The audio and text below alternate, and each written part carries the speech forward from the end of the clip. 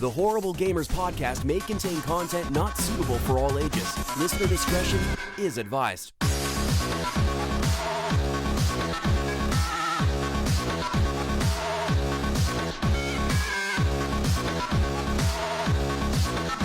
Welcome, ladies and gentlemen, to Horrible Gamers podcast, show number 393. Been recorded on May the 2nd, 2022. I'm one of your hosts, Jesus Gonzalez, known as Jesus Walks Out. Today, I'm joined by my friend from the West Coast, the best coast, Gunny Chief. Henley Merrill is back. Welcome back, Gunny. Welcome. Hey, West Coast here. What's happening, guys? Glad to be back on. Nice vacation West week. Coast. It's been relaxing and lots of Best Coast. Yeah. And also from the West Coast, the best coast, our friend from, I don't know if, what is Washington? Is it little big Washington, big little Washington, medium-sized Washington? I don't know. It's big. Apple State, Washington. the non-capital Washington. Yeah, the fake Washington. We got from TXL, from this Xbox Live podcast, our friend Mark, aka Wingman 709. Welcome, Wingman, welcome. Hey, everybody. How you doing? Glad to be here. Yeah. And also from big Oregon, non-hobo Oregon, Bill Gardner II is here. Hello, Bill. Hell yeah. What's going on? Yeah. I forgot your gamer tag for a second. It's Dead Kamikaz3, right? Yeah, it's Dead Kamikaz3. Yeah, I figured. See, you got so many names. I call you like different things like every week.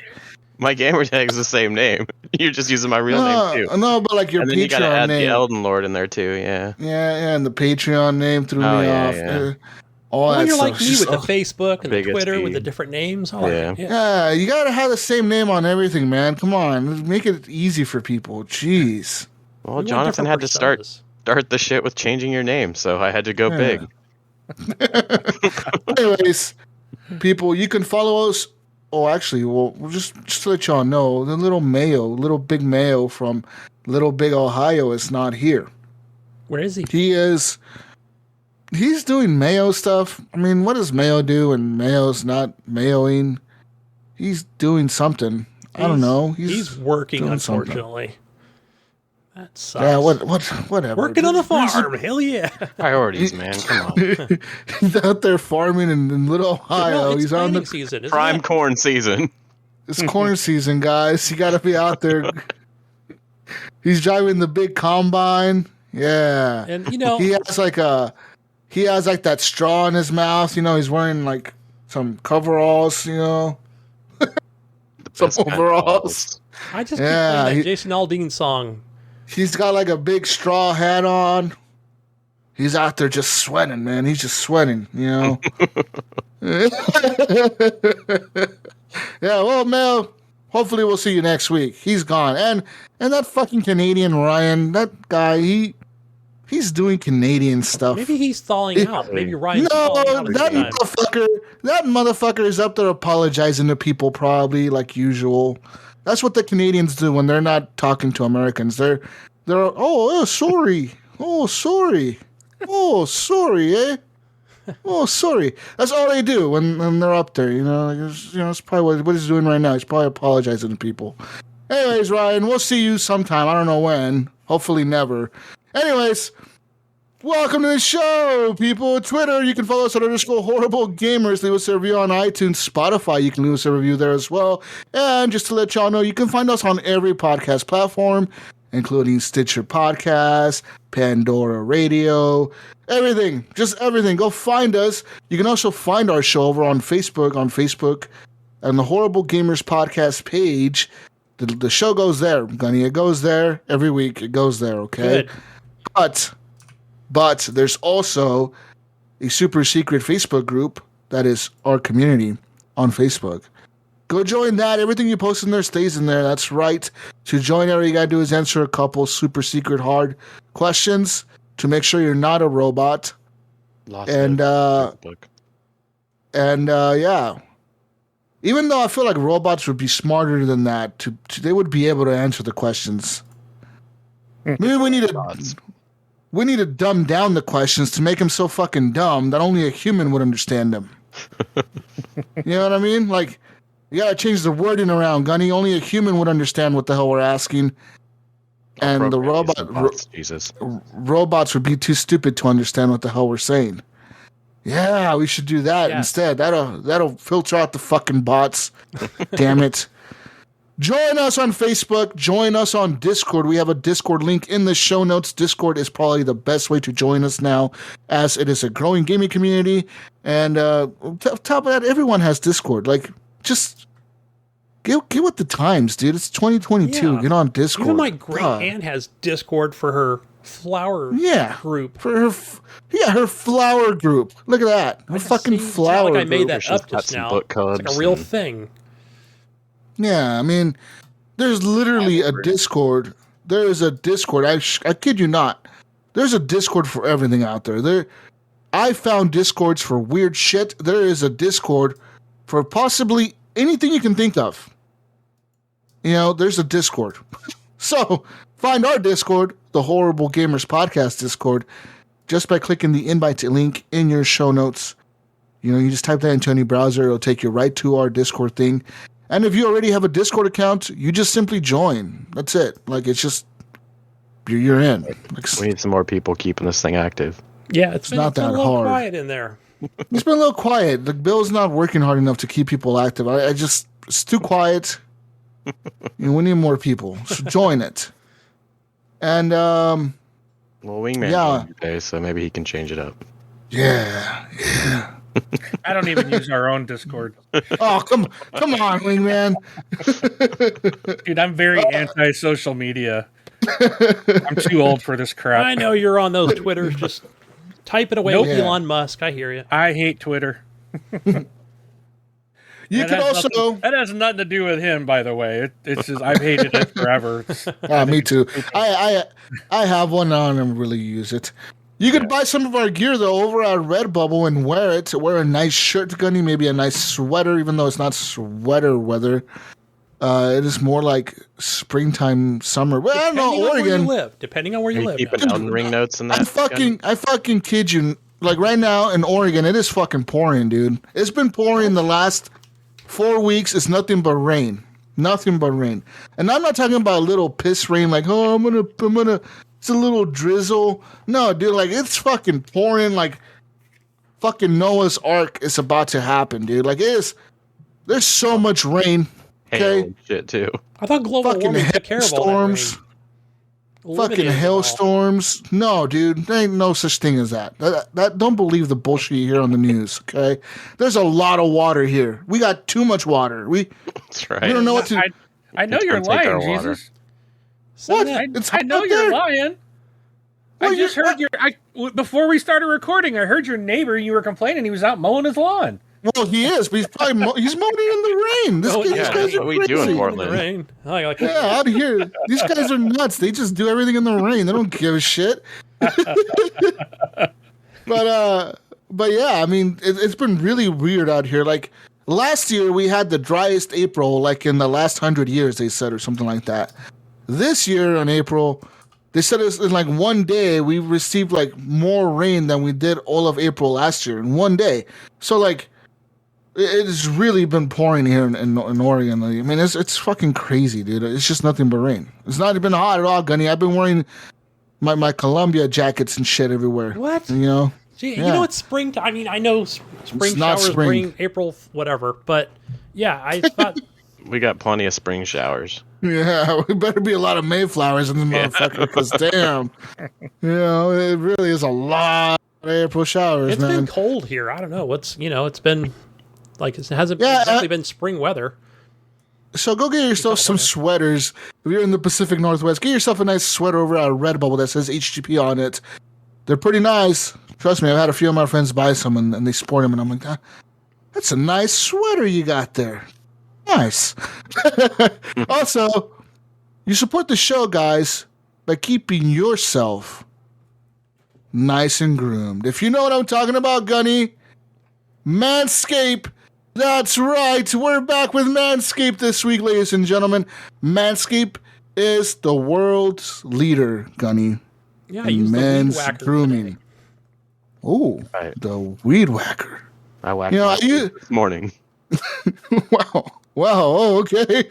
And we use, I've been using their products, Gunny. I've been using the Lawnmower 3.0 and the Weed Whacker 4.0. And these devices work pretty damn fucking good, Gunny. With, the Lawnmower, it is water resistant, Gunny. So you can take a shower, you go in the shower with that motherfucker. Yeah. And they're just shaving away and shit. You're like, whoa. And Gunny. If it's like a low light situation, which, it's even got its like own little light on it too, which is pretty awesome. It does have its own little light on it, Gunny. That's a good point. I forget to mention the light. Some people may need that. When you're showering in the dark. Yeah, you're showering, bro, and Sure. you're shaving. You're shaving. Next thing you know, hour goes out. You're gonna be glad you had that fucking light. Yes. Yeah, you just keep doing your thing. All right, you don't gotta stop. Nothing. No headlamp required. Head on over to Manscaped, ladies and gentlemen. Get yourself some nice products from Manscaped. Gunny, they have more than just men's grooming products. They got other stuff. They got t-shirts, they got boxers, they have body wash, they have shampoo. The boxers are amazing. They are. They're really comfortable. I love the boxers. They have some pretty nice cologne, Gunny. I bought some of their cologne, and it smells pretty good. It smells manly, Gunny. Musky. That manly smell, Gunny? Yeah, you know what I'm talking about. Mm-hmm. Nice, clean. Not this millennial fucking SJW pussy smell. We're talking that manly must smell. Yeah, yeah.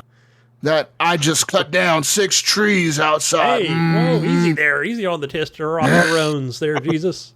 I cut down all the trees with my bare hands. Sounds like you're awake, so Grab my good. flannel. Yeah, my big flannel. Yeah, you got the big muscle stick ripping up your flannel. Yeah. All right, listen. Yeah, you want to be that guy? You go over there to Manscaped. I don't know. Yeah, big axe. You drive. Yeah, you're a big man.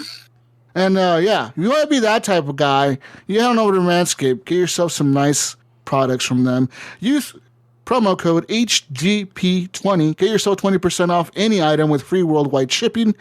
So that is code HGP20.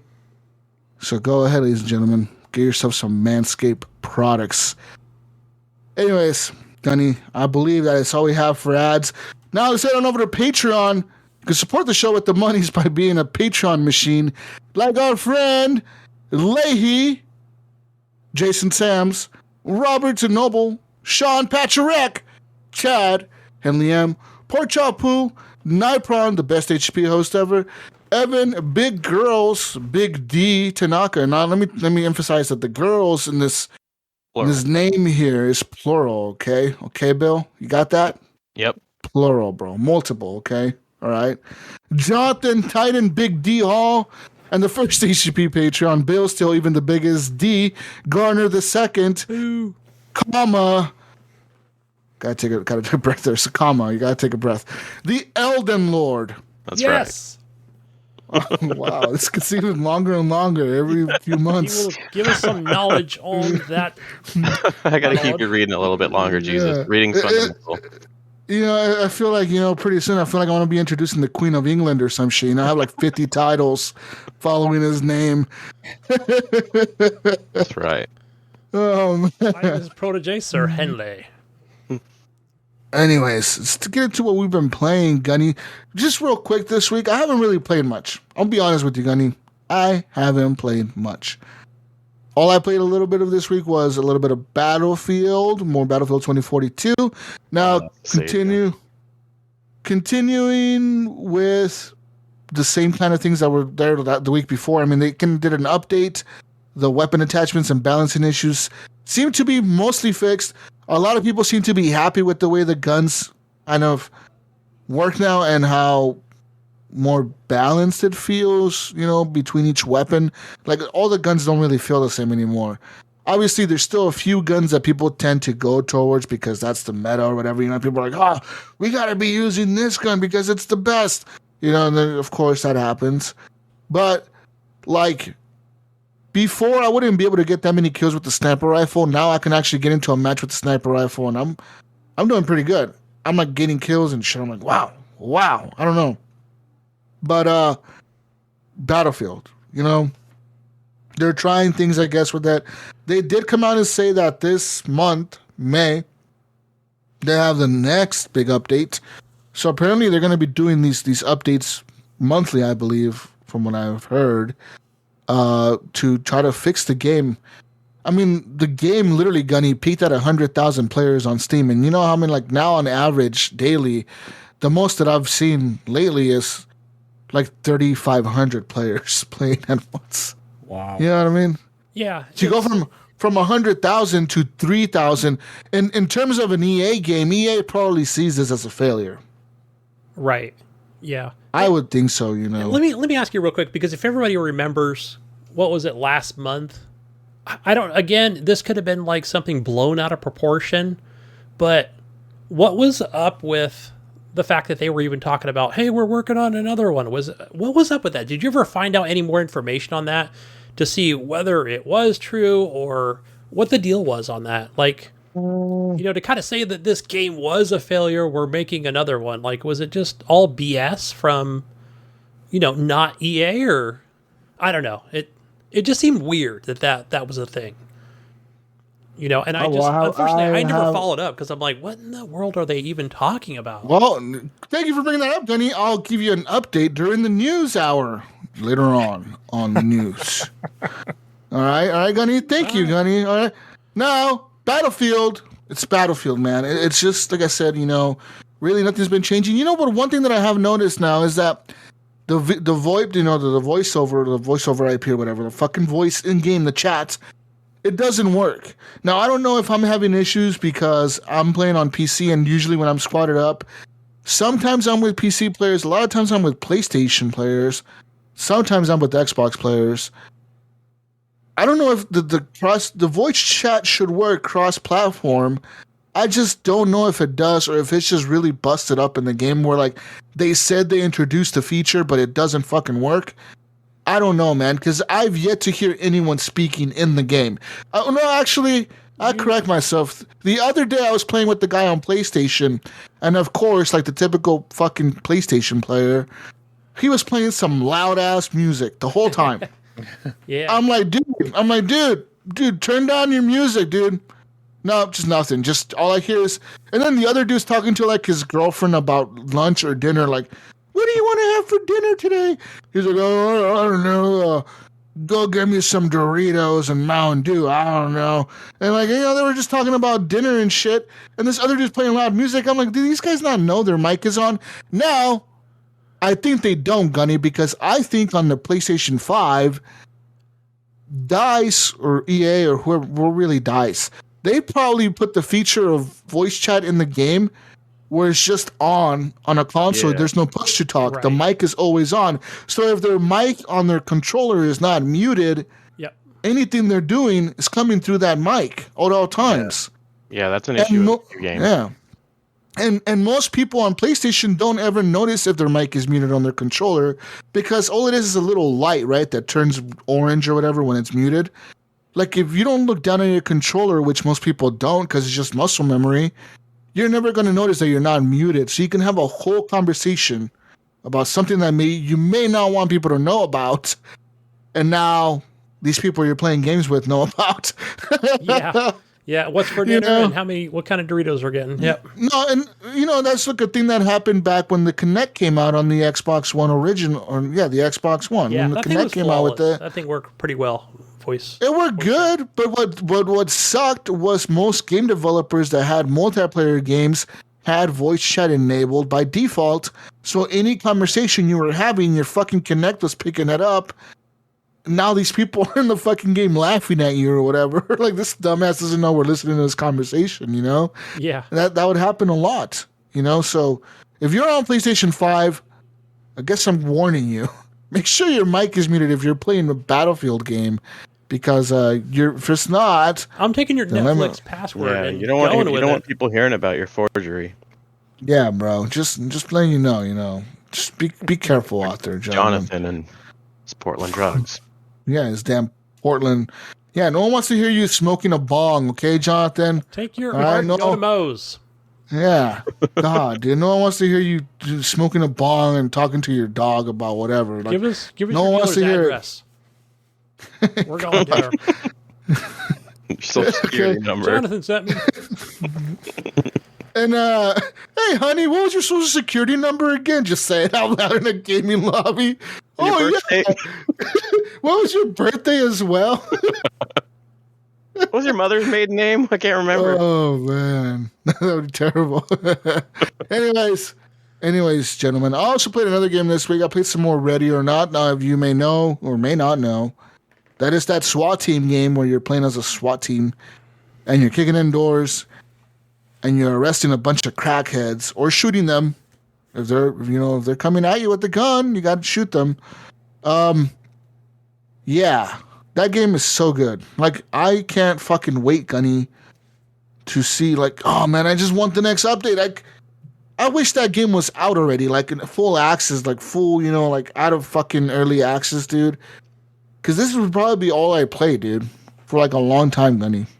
You think so? You think you will? I mean, I know it's not. I don't want to compare it to Rainbow Six Siege or whatever. I know you had your time with that game, and this is different. I understand. But I don't know. I mean, really, if it's got that much potential. It does. Satisfactory. Yes, it would be. Like the game is so good, man. Like, there's no better feeling than kicking in like a door and some crackhead running at you with the gun, shooting at you, and you're like fucking just taking everyone and like fucking shooting all the crackheads, and then like it's so intense, dude. The game is so intense, man. Like it's nothing like you and your buddy stacking up on a hallway door, and you hear people on the other side of the room, and you're like, fuck, there's somebody in this room, guys. And no one brought the fucking door camera to check under the door, like, see if they have guns. So you're just going in blind, and it really sucks, dude. Like, if you're going blind, like, it's a risk, man. You kick that fucking door, you bash it in or whatever. Most of the time, not all the time, one of those crackheads in that room is going to have a gun. And they're going to shoot at you, and you're going to die really fast. Because I think the reaction time of the bad guys is like 1.2 seconds. And I think it was before, it used to be like 1.9 seconds or something. And the developer said that was too slow.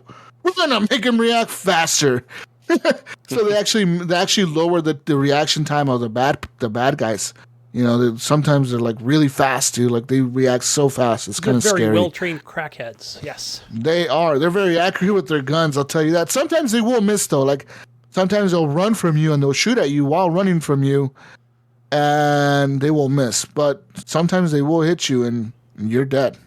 And, and if it's not you getting killed by the crackhead, it's the teammate behind you who shot you because they panicked. So they were trying to shoot too, and they shot you as well. So they killed you instead of the bad guy. And it's like friendly fire and like, holy shit, like, it's fucked. Like, you could totally kill your teammates in this game, man. Jesus, it happens. I watched some of the training, more of like a small training video they were doing with the Halo TV show, which I'm sure we'll talk about later.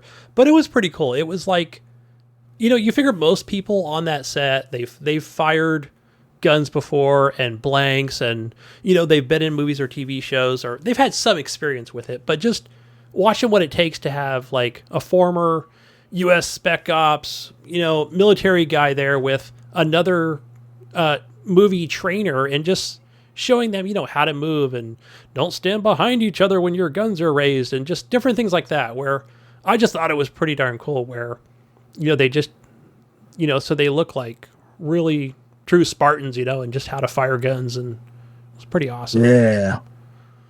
But, yeah, man, Ready or Not, an incredible game. I fucking love that game. There's really, like, even in early access, what I have played is amazing. And like I said, like, I'm so excited to see what the future of this game is, because just a little bit that they have in the game that I've played, it's really good. And there's not one person that I've invited to play the game with me that has said, oh, like, I don't like the game, it sucks.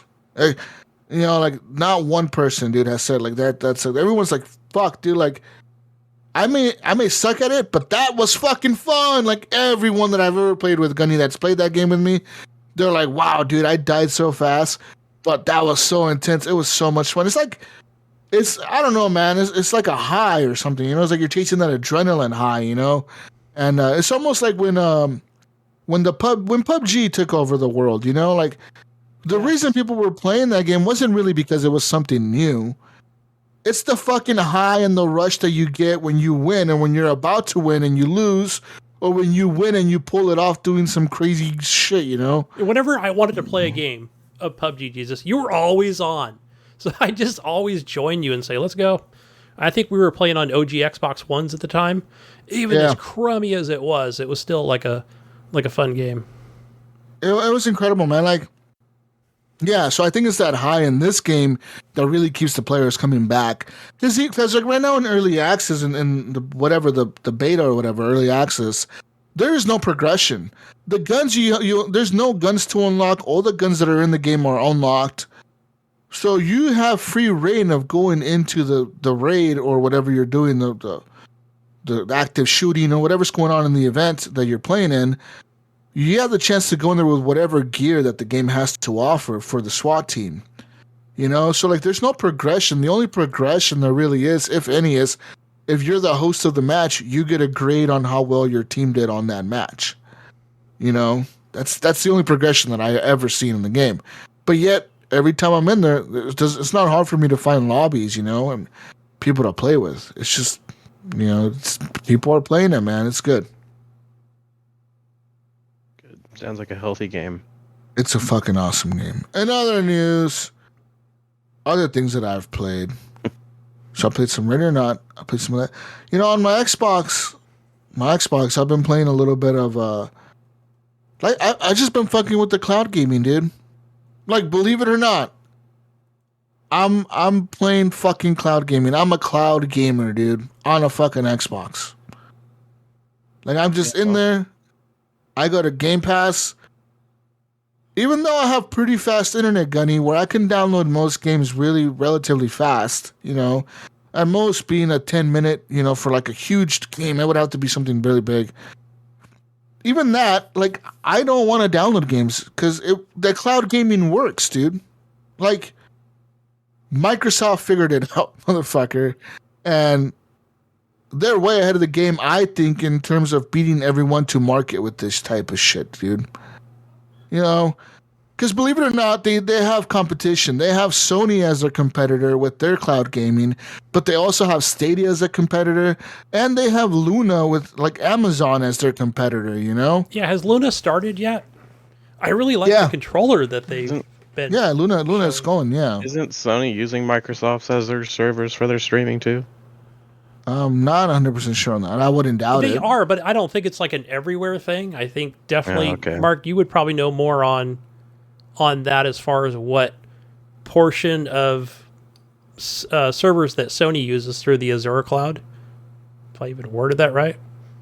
Yeah, I just know that they hooked up with Microsoft for that on their back end because I guess they're, what is it called? Was it Gaikai they purchased? Yeah. To do that a long time ago, and I don't think it really paid off for them very well. So, yeah, the PlayStation will be getting, you know, their cloud gaming will be going through Microsoft Azure as well. So, I mean, you know, and yeah, I guess you can, Gunny, I get what you're saying. Microsoft is fucking giving them all the power. All right, okay, I get it. All right, Gunny. But it doesn't matter, Gunny, because that's the other Microsoft team. That's the fucking suit and tie guys, okay, that have been there since the 80s, right? You're right. Those motherfuckers. That you hold your meeting, right? Yeah, we're going to talk about quarterly profits and then, you know, blah, blah, blah. Like, fuck you, dude. All right, those are they're not the... watch, Jesus, okay? Yeah, they're not the nerds hanging out with Phil Spencer in the Xbox side, okay? All right, Gunny? They're not the cool guys, dude. Okay? They don't have leather jackets. Yeah, they don't have cool leather jackets like Phil does, okay? Phil and God Howard. with their leather jackets. The leather jacket is the way to go if you're a developer. If you're a cool one, anyway. Yeah, cool one. Yeah. Anyways, yeah, man. Like I said, I just been really messing with the cloud gaming on my console, and I really am enjoying it, man. Like it works, and I'm excited that it works because it just really opens up gaming to more people than you guys may even think of. You know what I mean? There is literally people. You know, we talk about us being, you know, usually pretty, I would say, avid gamers that are on top of things. You know, especially us that are hosting a podcast. You know, we stay on top of games and on top of platforms and consoles and usually tend to gravitate towards the best. You know, we always want to experience what the best gaming is.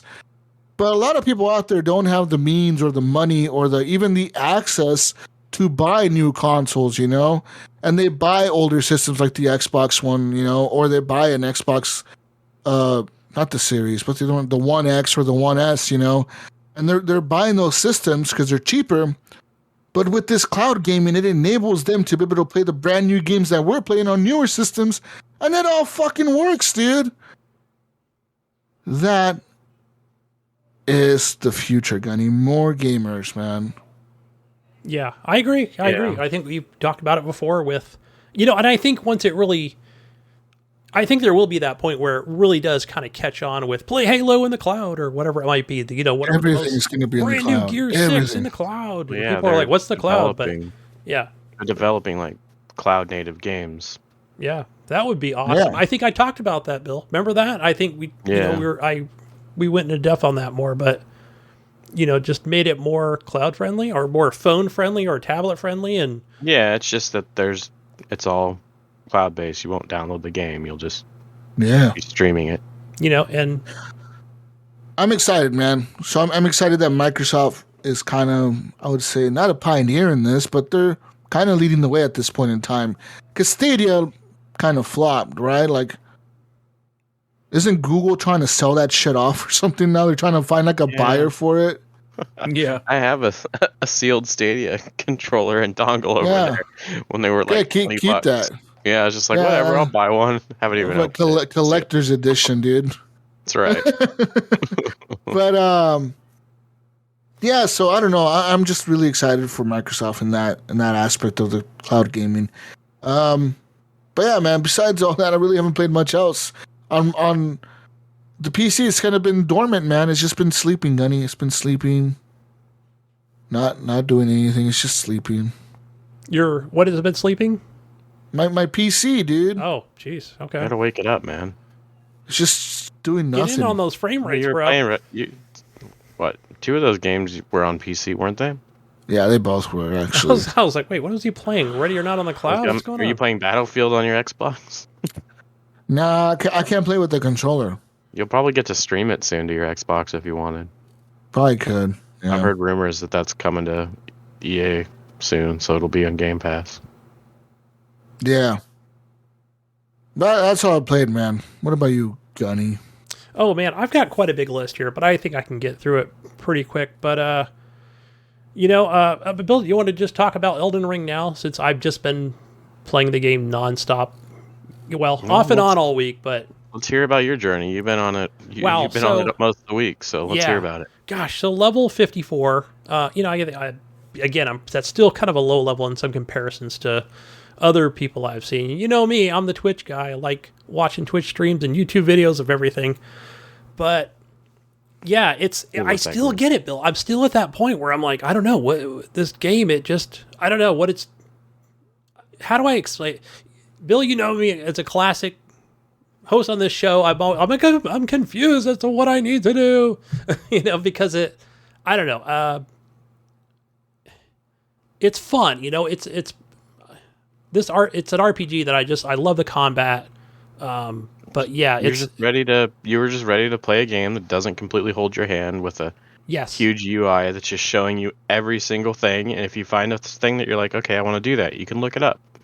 Yeah, and it's like the community is crazy right now with all these tutorials and stuff. It's just there's so many. You don't want to, and you just want to go off into that direction, and you're like, oh well, then I ain't fighting that bear. I'm gonna turn around and go this way. You can do that, right? Like, I'll give you an example. Well, first of all, I'll say this: I think I've definitely come to terms with the fact that where I feel like, okay, fine, like, I thought I was going to get enough, like, I'm not rune farming at this point or whatever. I'm just getting enough runes to, oh yeah, I need 14,000 runes to level up again.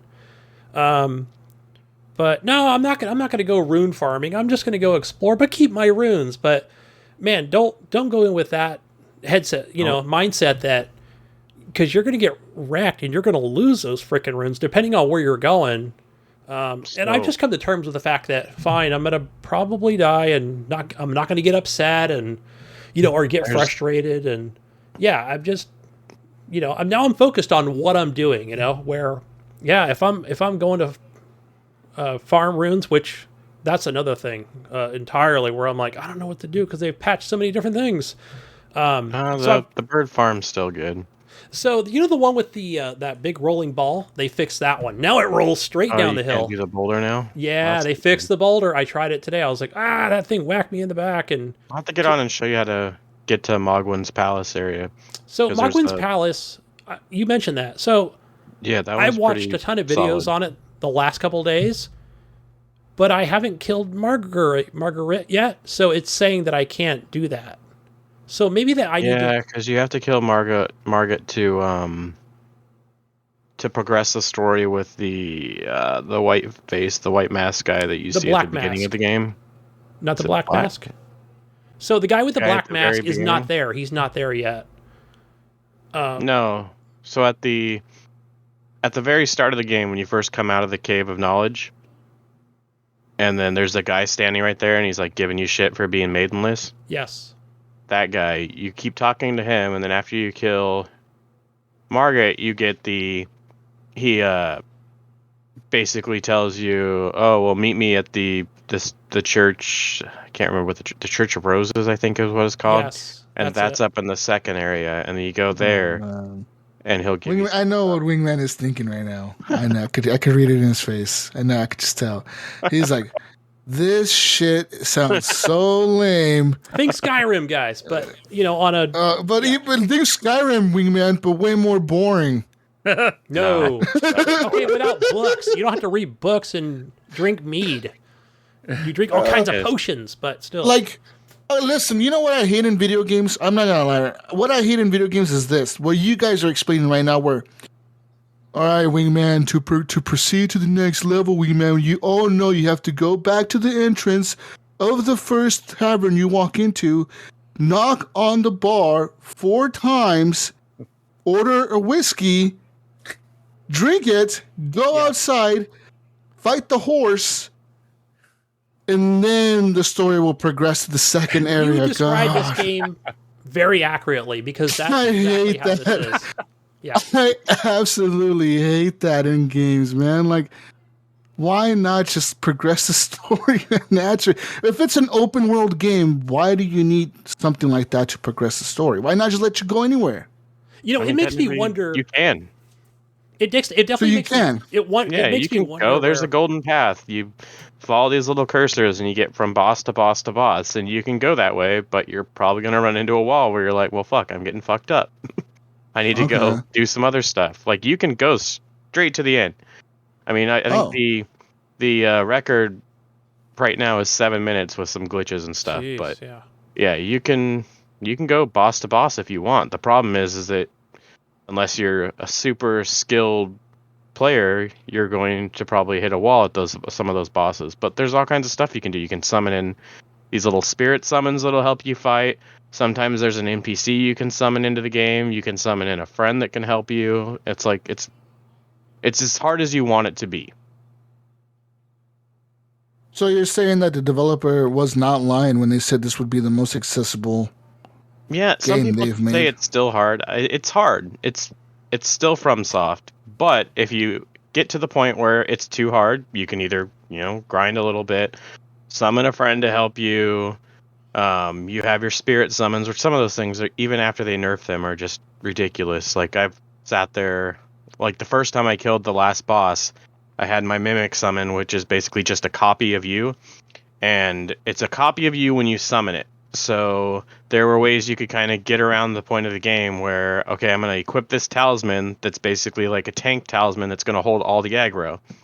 And then I summon him, and he goes and attacks the boss, and then I change that out real quick. So basically I have this little tank, and I just healed him the whole time while I was doing damage to the boss and took him out. So there's just Okay. little things like that you can... The game's like begging to be cheesed, basically. Like, you could go straight up, and some of those FromSoft guys that are just super hardcore will tell you, oh, you can't do this, you can't do this. No, fuck that. You can do it whatever you want. If it's in the game, do it. Yeah. It's there's a lot I've just been I'm exploring a lot. It seems like I'm always finding a new grace, which is just more of that checkpoint save section where you can level up and mess with your backpack or whatever it might be called in other games. But still, like, it's and there's bosses and small bosses. But I did finally this week. I did finally get like a decent weapon, but again, I think I had to have the right skills too to defeat an easy boss, right? You can't just stand there and just start hitting on it. But I've just been rocking like a good old shield in the left hand and a nice curved sword in the right hand. And that's the average build to get through things. But you could also just make it easy and say, oh, fuck that, I'm going to be a mage and just blast a boss for like 3 seconds and kill it. You're muted, Jesus. Yeah, I've seen those videos, like on Facebook or whatever, like those clips of people like walking up to like a giant dude, and they just like hit him with like a spell for like 5 seconds, and then he's dead. Yeah, like there's a spell called Comet Azure, which is probably the one you're talking about, and you can just pop this little flask thing that has a certain thing on it, and it'll basically make it so that you don't use any of your mana for like 10 seconds. But you just pop that and you cast that spell, and it's just a straight beam, just drains. Yeah. And there's other tricks too. Like if you're not using like a mana potion, where, and this would be something I would forget, definitely in combat. Depending on what kind of enemy, I'll just say enemy in general, where if you crouch, and then you come back up from that crouch, it's like that, you're like the mana's been reset. It kind of goes back pretty quickly. So if you're whacking on an enemy, just if there's even time, right, you can just crouch and come back and boom. I really don't even use the mana potions. I'm using my, what are they, the golden runes or whatever. So, I get like 6 or 8 potions, health potions. I guess. But yeah, I'm also using other things too. Just Wingman got tired of hearing Elden Ring talk. He took off. But, man, I'm just, having a great time. The only one I've been doing, Bill, is, what is it? I can't remember the name of the area. So I'm really just kind of farming where it's got like those enemies that they all have these hats, when they're in the fields. But if you don't get the take on those enemies, they're gonna throw out those things with the chains on it, and really tear you up pretty quick. Yeah. I've been doing those guys, and so, and another thing that I tried too in that area was where there's another grace. It's down by another location where you get, it's the guy on the black horse, and so not at the beginning of the game, but at that other location. So you just kind of waited a site of grace until it's nighttime. Calvary Nights. Yeah, so he's supposed to, from the video I watched, like, he's going to go through the, he's going to get all caught up in the poison. Well, they must have fixed that because I tried that like 5 times.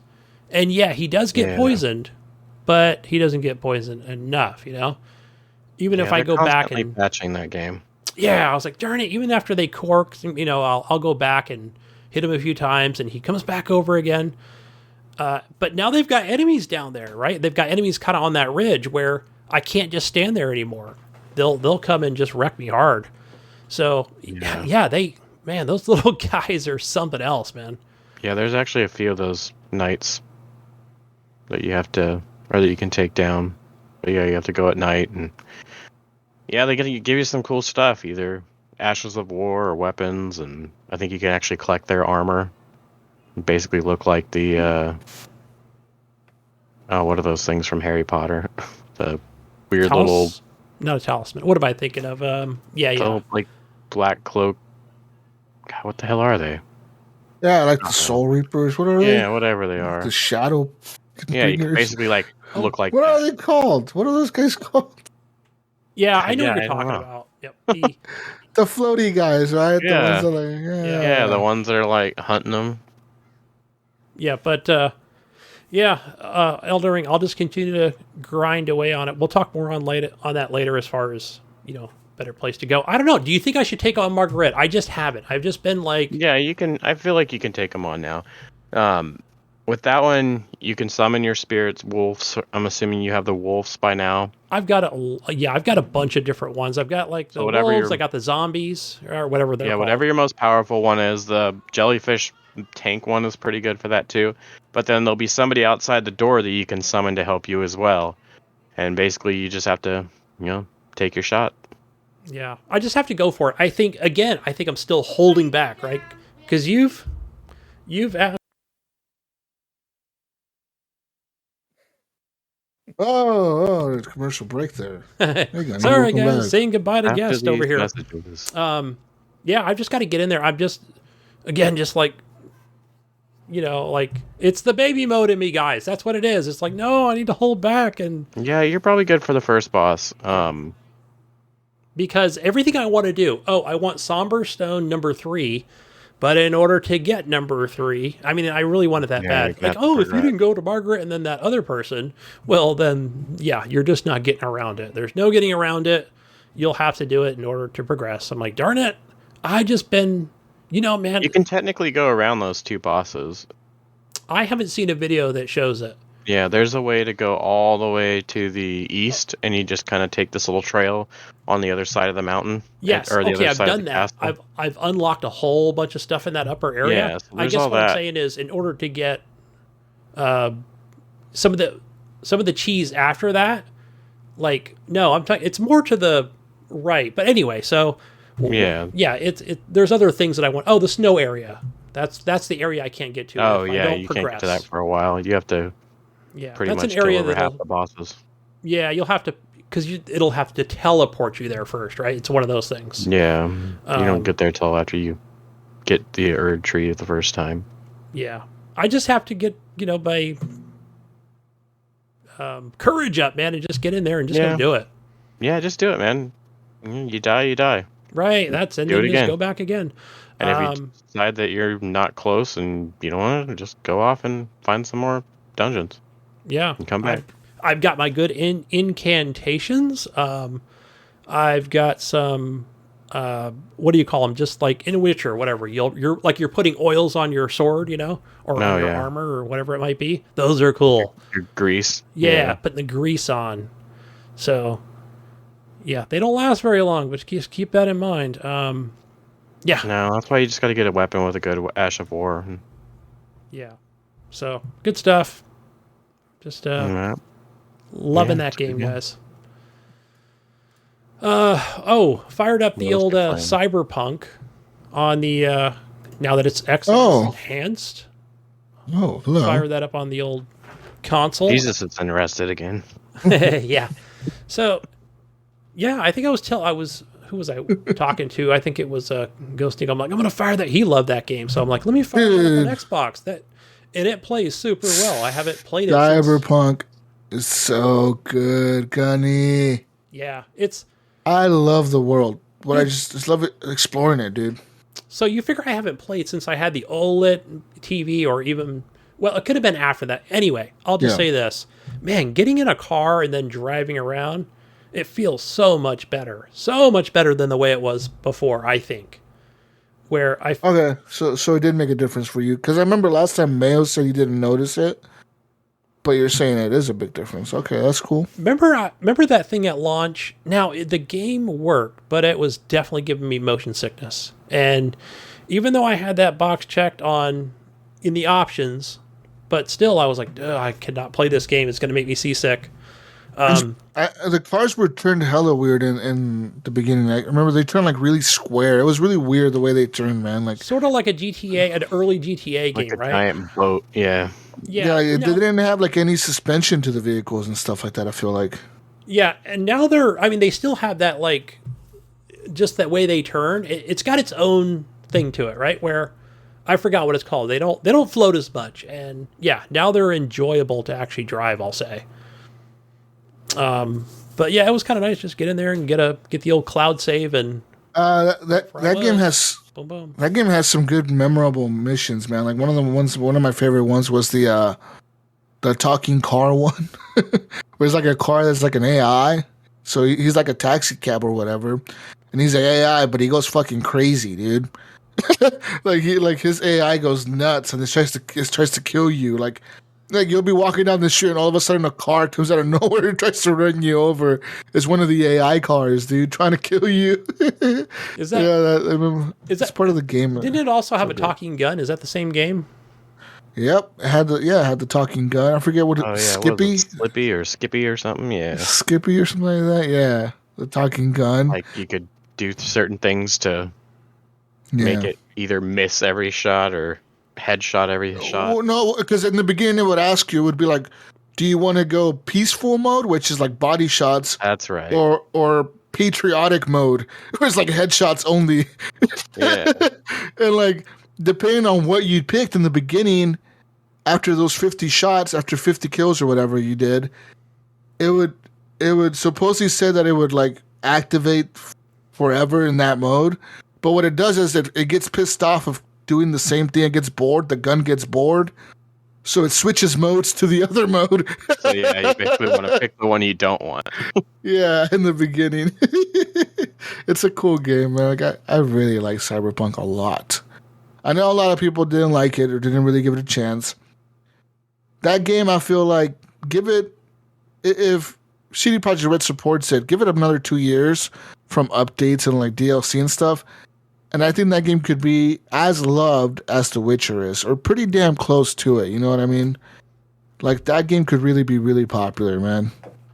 Yeah, I just don't know if it's gonna get that kind of love from it. I don't think so. I think they're pretty much already they're just gonna release that one expansion they've announced and or talked about, and more Witcher. Yeah, more Witcher. Do Which what isn't you necessarily know. a bad thing, but yeah, the Cyberpunk world itself deserves more polish.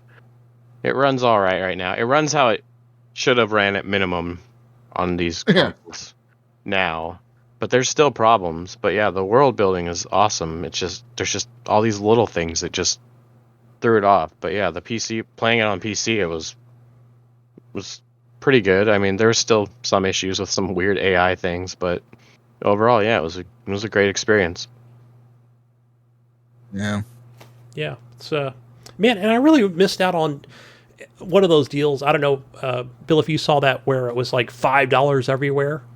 Yeah. But I think I was working that day, and I'm like, you know what? I'll just buy it on PC when I get home. Best and Buy. it was It was $5 at Best Buy, I think. Yeah. I think that was only a physical copy. I don't know if it was a digital thing. Yeah, I don't know. Did I always forget if I bought it digitally or if Ryan did. But I do have a collector's edition for the PlayStation 4. So, because I know they and I have the controller and the holder up here. Somewhere. yeah. Oh, it's hanging on the wall. Yep. No, those controllers are nice, but how expensive was that one compared to like a regular It was controller? I think it was only like $10 more or something for that Yeah. one. So what are they? All right, that's- $89, in that right for like both the holder. or yeah, to get the stand, it costs more. That's a cool price for like that controller, right? Because you're getting a super hype series that's the kind of the hot shit at the moment, Yep. and they didn't overprice that yet. They come out with the fucking Sonic controller that's like $200 fucking dollars or whatever Is it for that. still No, you stupid. just can't buy it. It's a sweepstakes thing. No, Are you no. There's serious? an actual Sonic one. Like Yeah, it was there's an supposed to be a actual. retail. Well, that was alleged, right? If I remember from the article. Was that an official release? No. Not the furry one. You're thinking of the fuzzy one. There's another one. Yeah, I know what you're talking about. I thought that was just something like that Pope Art made or something and selling himself. No, I it didn't know there was it was a real thing, and it just I don't know. It didn't have like official release date, but I think the hopeful things is that it was going to be that was a placeholder for the $199. I don't know. I'm kind Crazy. of glad they didn't because I have an issue where I just buy all the damn controllers. Good. You would. I would. be able to So buy I would it. buy that controller, that Sonic controller. I'm gonna go with 100. Like I'll pay 100, but I don't think I'm gonna Yeah. pay. I mean, I paid It's- 200 for my Halo Elite, but that's an Elite. It's a little bit better. Yeah. As far as, And it's the Halo one, man. Come on, that's yeah, cool. it's awesome. Well, I mean, I bought 2 of those. Sold one for $400 when that game came out. Wow. They don't sell those anymore, do they? Those Elite No, controllers. they're hard to get. Yeah, they're You can get the Elite, the regular Elite too. Yeah, but I mean, Yeah, like the yeah, Halo yeah. one. Yeah. No, You're the talking Halo about one was that, really hard to get. It was that metallic green looking one. Right? Yeah, it's all like looks all damaged and stuff. It's got like Yeah. battle marks and stuff on it. Yeah, it's a really cool controller. Is it? Yeah. Trying to think if was it Leahy that also had one, or is that did he? He said he had one for don't sale. know. I wasn't sure if it was just an Elite or if it was the Halo Elite. Yeah, I'm Maybe. not I'll have to sure. ask him. Yeah, the Halo one I originally ordered, and then I saw that people were selling their pre-orders on eBay for like $400, and I was like, yeah, I don't need this controller that bad. So I sold it. And then like a week after Halo came out, GameStop put them online, so I bought myself one. Nice. Fucking scalper. Whatever, man. People got to pay for Wow. that service, all right? I'm doing the work. Wow. I don't even use Twitter except to get those alerts on in-stock items. Wow. Okay. Musk better not mess that up for me. You've been playing anything else, Gunny? Yeah. So before I forget, because Ghost Nico was saying I forgot to talk about the Elden Ring, or forgot to talk about No, you didn't Satisfactory forget that. last week. Because I talk about that game so much. But oh yeah, I mean we played, our normal. Well, we played more because I was on vacation this week, and and he joined my world, I joined his, and yeah, it's kind of getting old, Jesus. I don't know. Oh, Yeah, it's wearing on me Falling now off. because I feel like I'm grinding to the end of this space elevator thing where, to get all the pieces and the parts together, and it's just like, I don't know.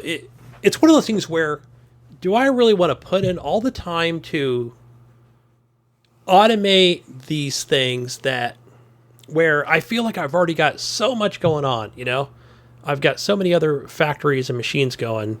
Do I really want to automate this? I'm going to need more space. I'm going to need more time. I'm going to need more resources. And it's like, no, I'll just kind of like go and feed these machines periodically. It's one of those things where every 30 minutes I'll have to go and, fill a machine up. Because not everything is like in the same spot, right? It's close, but it's not in the same spot. So I'm like, or do I just want to run conveyor belts and call it spaghetti? I do have a lot of spaghetti underneath. When I say spaghetti, we're talking about the conveyor belts, that would run underneath the platforms. So yeah, man, it's, that game. I don't know. So Ghost Nico, he has nuclear power. He's got at least one plant. I know I've seen videos you can put like 20 of those, 50 of those things and just have this, ultra megawatts of power. But I've gotten away from it so far. I've watched some videos where I've just done a lot of coal and oil power, where I just ruin the environment. But Wow, way Yeah. to go, man. hey, Got enough look, of that it's right now. video game stuff. It's not real, man. But yeah, there's smoke. listen, going in. Gunny, Smoke don't believe in everywhere. that. That planet has plenty of resources. No such thing as global warming there. You're good. That's Yeah. true. Yeah. Yeah. Go ahead and It's- destroy that planet. Milk it for all it's worth. Let me just, if I can add this to just make things worse, where I've got an oil. Is it oil? Now I'm trying to think if it's coal or oil. It doesn't matter, right? It's all carbon nastiness stuff. But so that plant that I've got, it's just platforms that run out into the sea, not the ocean, right? It's just regular like bay water that leads to the to the ocean. You're just like Yeah, and all that waste stuff, it polluting just the kind of ocean? aims down, into the water. Fucking BP Gunny just I spilling know. it all into the ocean. Exxon Mobil BP right here, Gunny. baby. Yeah, I'm Fucking like, fish. whatever. Well, I don't see any sea life. When I look down there, I'm Oh yeah, because you killed it all. it's just green bubbles come up every so often, but hey, I've got power. I've got 12 megawatts of power, guys. That's right. You can use their corpses to insulate your foundation. Yeah. I think it's worth it, Gunny, for 12 megawatts of power. Yeah. That's right. It's worth it.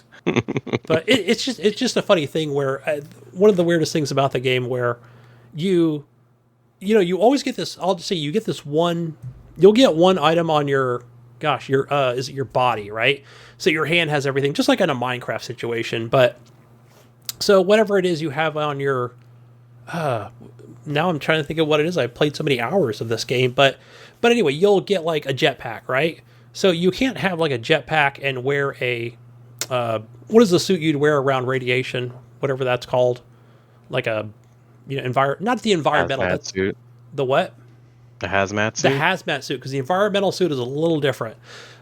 So yeah, if you've got your hazmat suit, you can't have the jetpack. It's kind of like a trade-off, right? I'm sure there's a mod for it, but I know Ghosty Goes, he's dabbled in some of those, but not like cheat stuff, but other things. But I'll probably do that late game, and see how that goes. But I don't know. It's like, man, I wish I had both, and then I'd probably do it, because anytime you're getting anywhere near a lot of that plutonium, it's doing damage to you. So, yeah, I think that another one that's just kind of holding me back. But other than that, man, it's just like I got my train set up really good, and the way they're moving resources around the world, I'm just, that's what makes it for me, Bill. That game, watching those trains go by and just building more stuff, So, anyway, enough of satisfaction. I tried that Unsold. Yeah, that's where I get my satisfaction. Unsold. I played that game on the Xbox Game Pass on console, and oh yeah, it's a game. It's whatever. Now I'm trying to think of what it was. 16-bit kind of top-down hack and slash. Jesus is glitching the Matrix. Like the background he's got. And yeah, I don't know. There's so many other games out there that are just like it. Maybe if I gave it more time, I would, I'd probably like that more. But, yeah. I don't know. I didn't give enough time, but I don't know.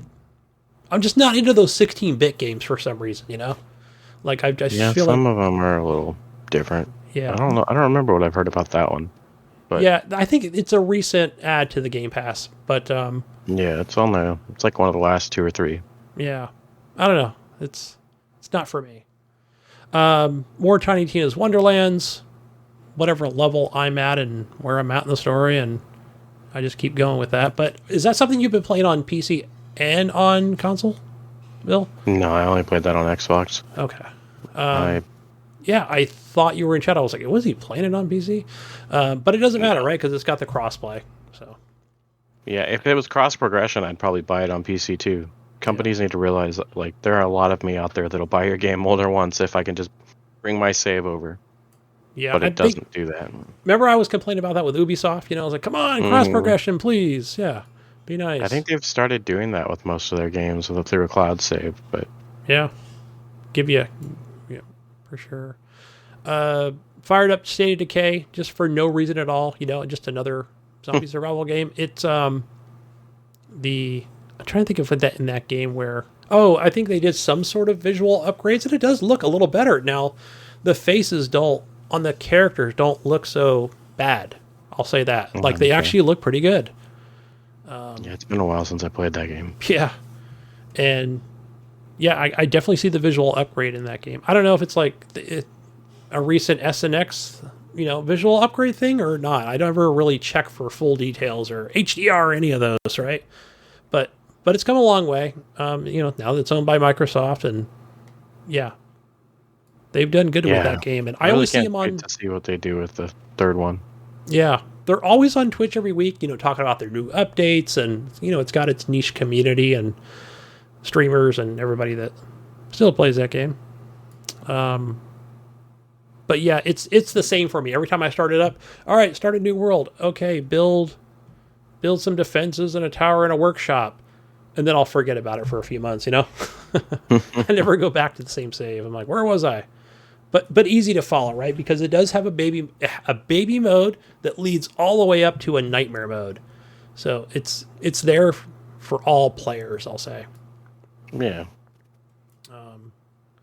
What else? Anything else here? 7 Days to Die. Now that did just come to Game Pass recently, but I want to say I think I've owned that since Xbox One launch. And yeah, probably. Really played a lot of this game on PC with this community. And really, I don't think a lot has really changed on console itself. Well, no, they stopped supporting it. They pretty much just said this is how the game is now. It was a different company that was supporting it. So yeah, PC's the only one that gets the updates now. Yeah, it still shows now when I fired up the game. I mean, it still shows that the developer as Fun Pimps. I think that's the name of the developer.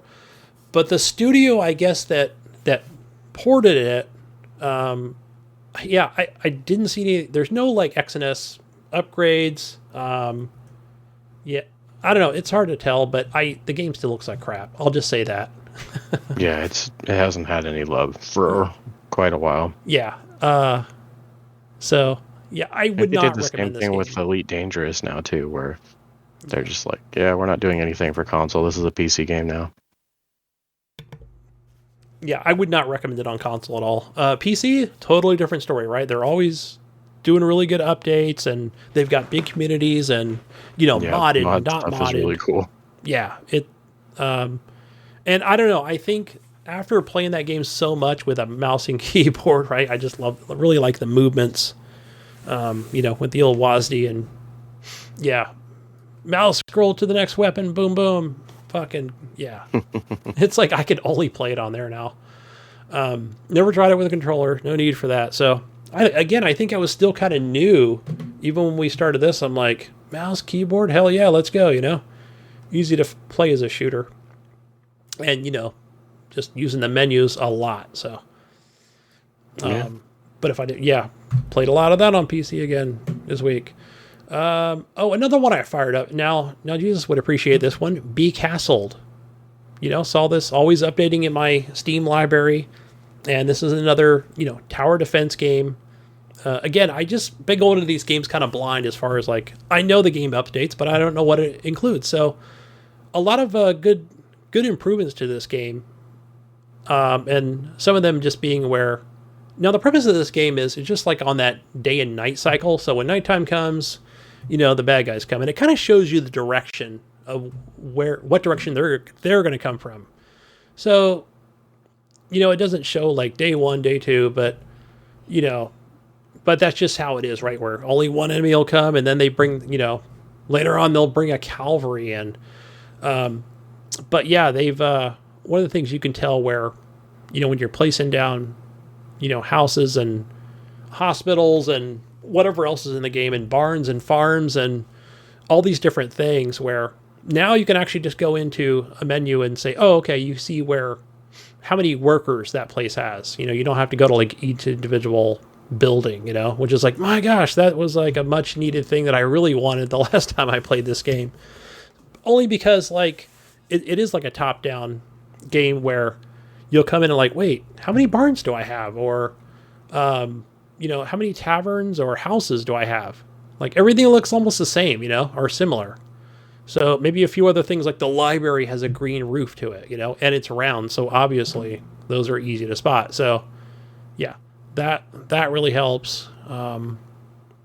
Upgrading and to stone walls from wood to, putting up other catapult machines, and it's good. But I just got wrecked because one of the things I kept doing was I kept walking away, Bill. I kept walking away from this, right? Or I'd get on my iPad and I'd be like, oh shit, I'm not playing Satisfactory. I forgot the game keeps going, and it's now nighttime, and then they're taking out like, my food storage facilities, and I'm like, oh my gosh, what happened? And I think I even messaged Jesus, I'm like, they're killing off all my guys, and I literally had like 2 soldiers left. Like, how am I going to defend this city with 2 soldiers? it's but you got to build more barracks and ballistas are really powerful too. And also, you got to understand that game, it's almost like the other game I've been playing, Diplomacy is not an option, where the enemies flow like water. So they'll tend to flow to like, you can kind of funnel them into an entrance. You know what I mean? They'll always tend to kind of head towards your entrances. If you have a wall up, make a funnel where there's no wall up, and they will go into that funnel. And the cool thing about that is in that area, you can set up a bunch of towers with archers, and you can set up archers along the walls, which will, they'll defend your wall or whatever, and they'll pretty much kill a lot of those bad guys before they even get to your actual soldiers on the ground. You know what I mean?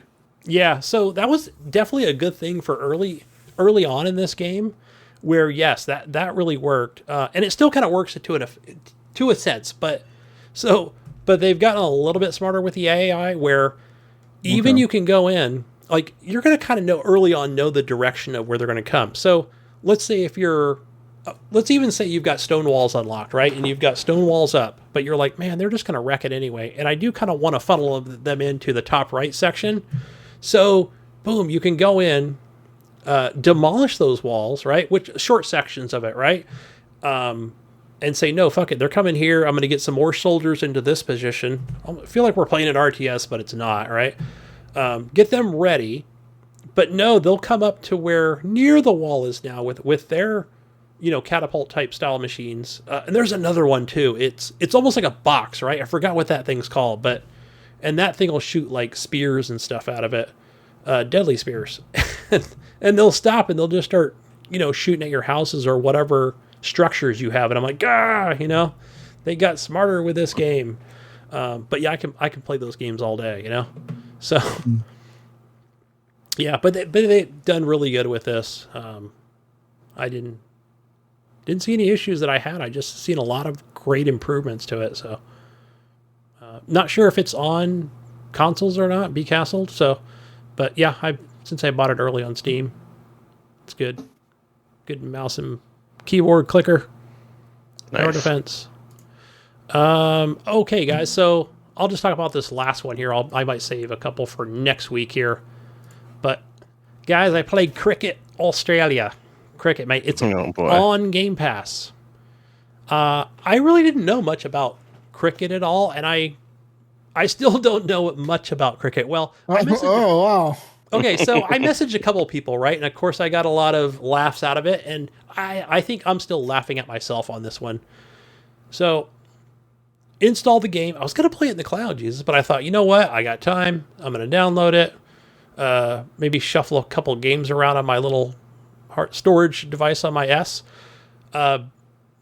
Started it out, and yeah, it's a little bit like almost like an EA game, but just slightly, where there's some simulations and they got seasons and all these different things, right? But not a million options like an what am I thinking of here? Like a FIFA game, right? So anyway, you've got your cricket bat, right? And you're supposed to obviously hit the ball when the ball comes, and I guess it's supposed to bounce once, is the way this works. So it's like a baseball game, right? Except it bounces once, like almost like you're playing like a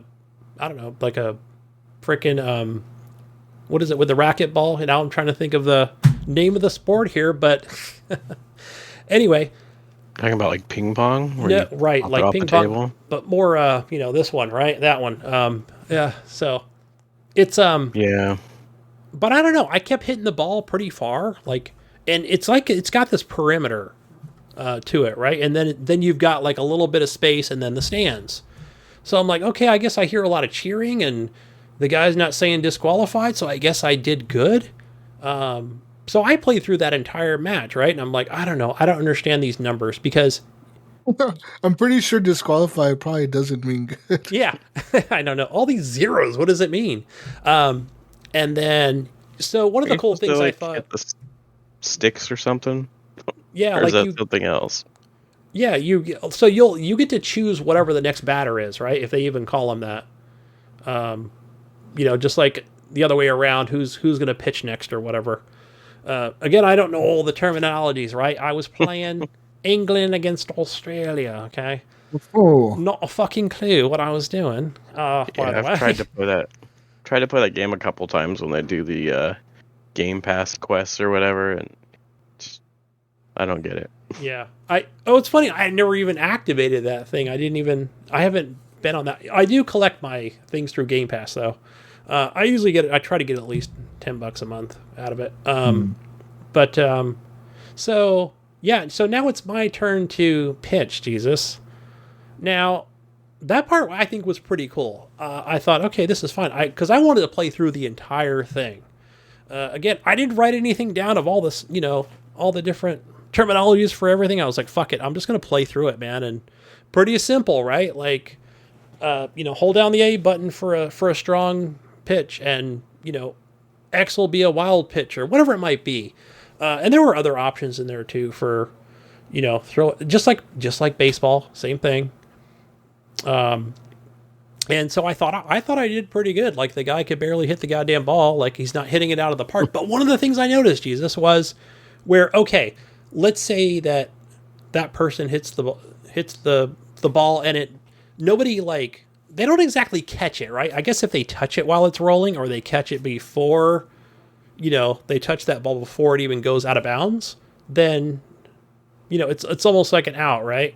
Or, you got to throw it back. But I kept noticing the pitcher or the batters were like running back and forth, not like in a diamond formation, but they'd go towards the pitcher and go back. And I'm like, wait, what the fuck was that? Was that what I was supposed to be doing for the last 35 minutes? Was go back and forth? And I just stood there like an idiot. I'm like, okay, I guess I just do nothing, right? So, yeah. I think I'm more embarrassed to go watch some kind of YouTube video on how to play cricket and realize, yeah, I should have been running the whole time, So, even though I was still scoring, even though I was still scoring, because, if I get like a home run, obviously I don't need to run, just me. Yeah, I don't know. It's, yeah, I just had to keep laughing the whole time. I'm like, I just been standing there the whole time, because when they would throw that ball to the pitcher, right? And then he would turn his head and then look at me, and I'm still standing there. I'm like, yeah, what? Like, let's go, Oh, I guess it's a new batter. I don't know why, but a new batter is here. Yeah, they would never show him. It makes sense though, right? In the video game, they're not going to show him go stand by the pitcher, or stand in front of him, or wherever the hell they go. So I was clueless on it. But either than that, I still had kind of a good time with it. So, yeah, cricket, mate. First time playing it. Good shit. All right, who wants to go next? That's enough about my silly games. What about you, Bill or Wingman? All right. Well, I've played some stuff. Played some Elden Ring. We won't talk anymore about that. Too much of that. What level are you though, by the way? Like 256 or something. Whoa. On the Xbox. I think I went through like 4 New Game Pluses on that one, and then I'm working on a PC run right now, so, and I think that character is like 120. Meiji, sounds like somebody needs an intervention. Yeah. Just can't stop. I beat the game on Xbox. I got 100% of the gamer score, and I was like, okay, I can let this game go for a while. And I was like, yeah, okay, I'll start up Tiny Tina, and I did. And then I beat that game and beat all the quests, and I was like, well, what am I gonna do now? I guess I could, go back to that PC play of Elden Ring, and that's what I did. So, yeah, I did Tiny Tina, and yeah, I like that game. I don't know, the end game, it's repetitive, and I don't think I'm gonna stick with it. I need to do it, but I don't know. I'm not sure if I'm gonna get through it. Guess I need to get into Wingman's game and have a Wingman run me through all that stuff to the higher levels with his modded gear. I can do that. Other than that, I did.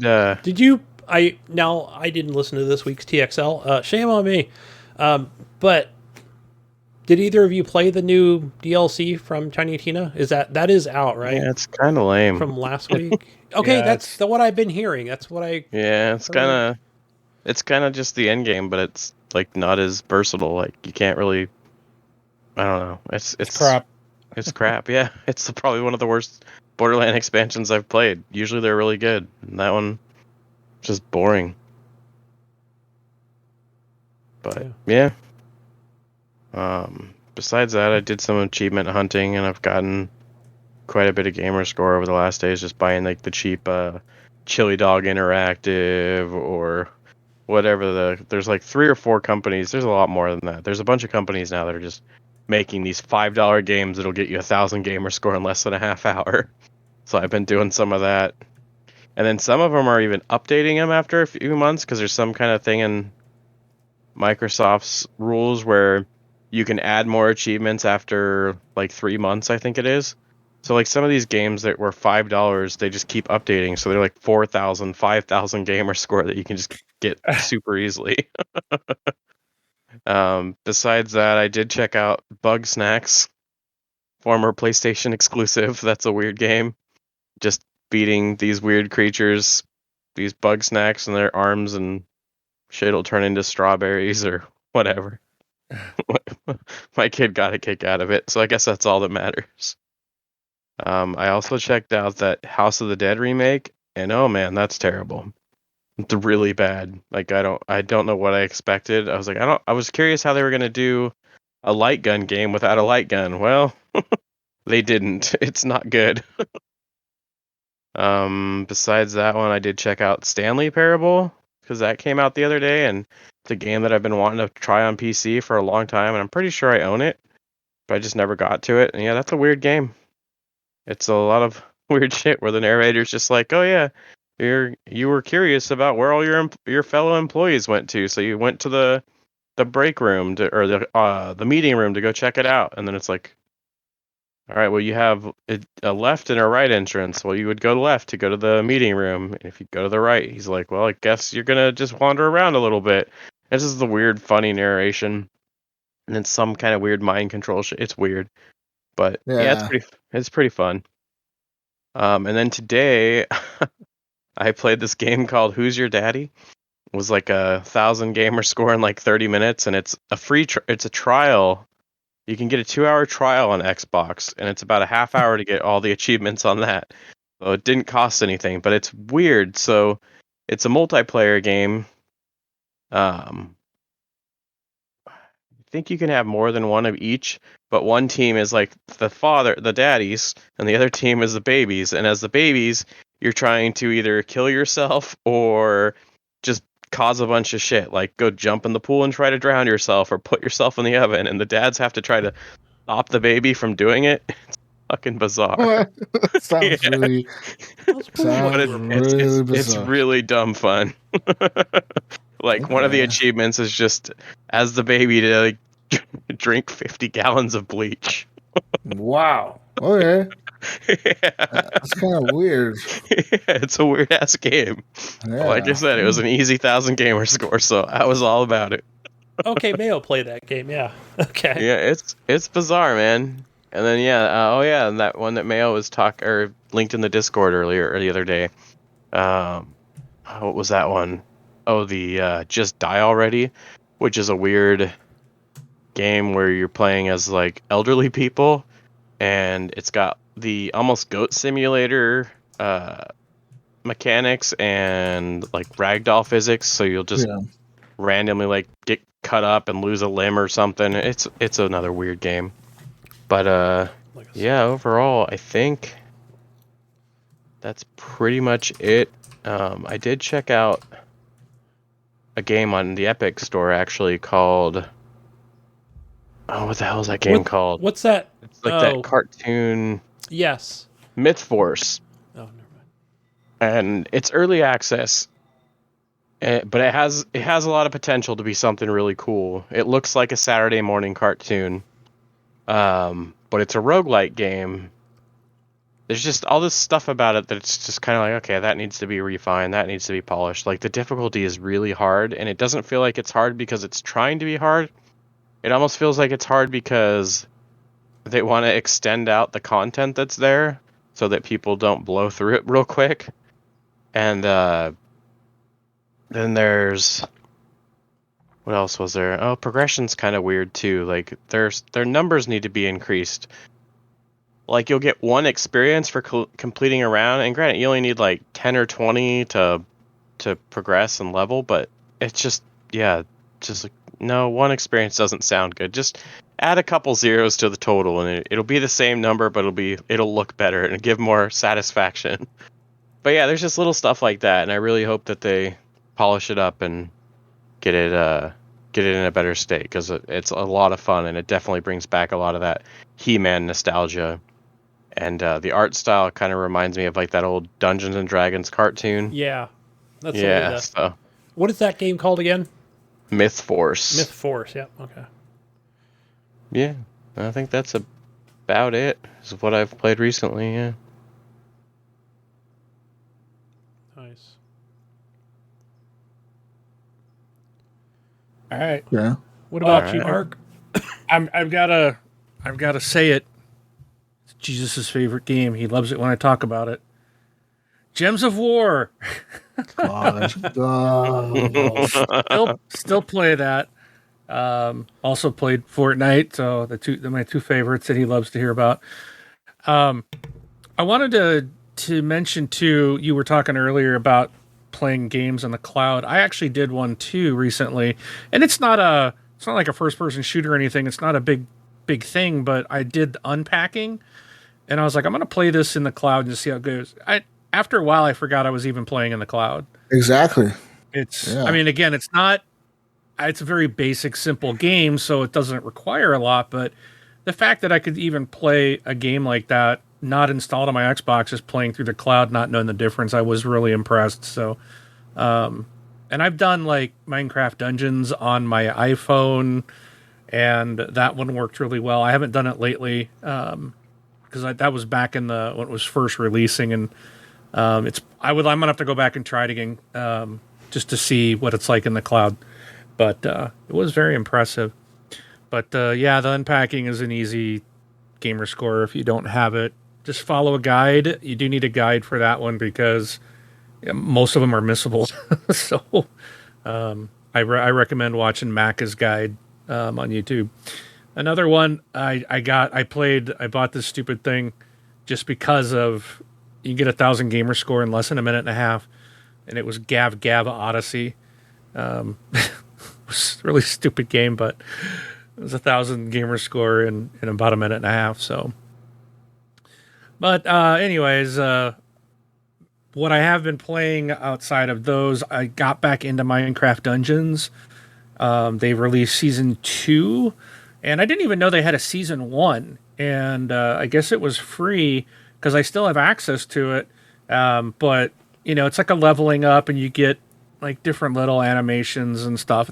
It's just kind of neat little things that you can, new pets and costumes and emotes and stuff like that, which they didn't have before. Now they've got them in the game, but a lot more content again, and it's just I'm really having a great time. I love Minecraft Dungeons. It's a really good game.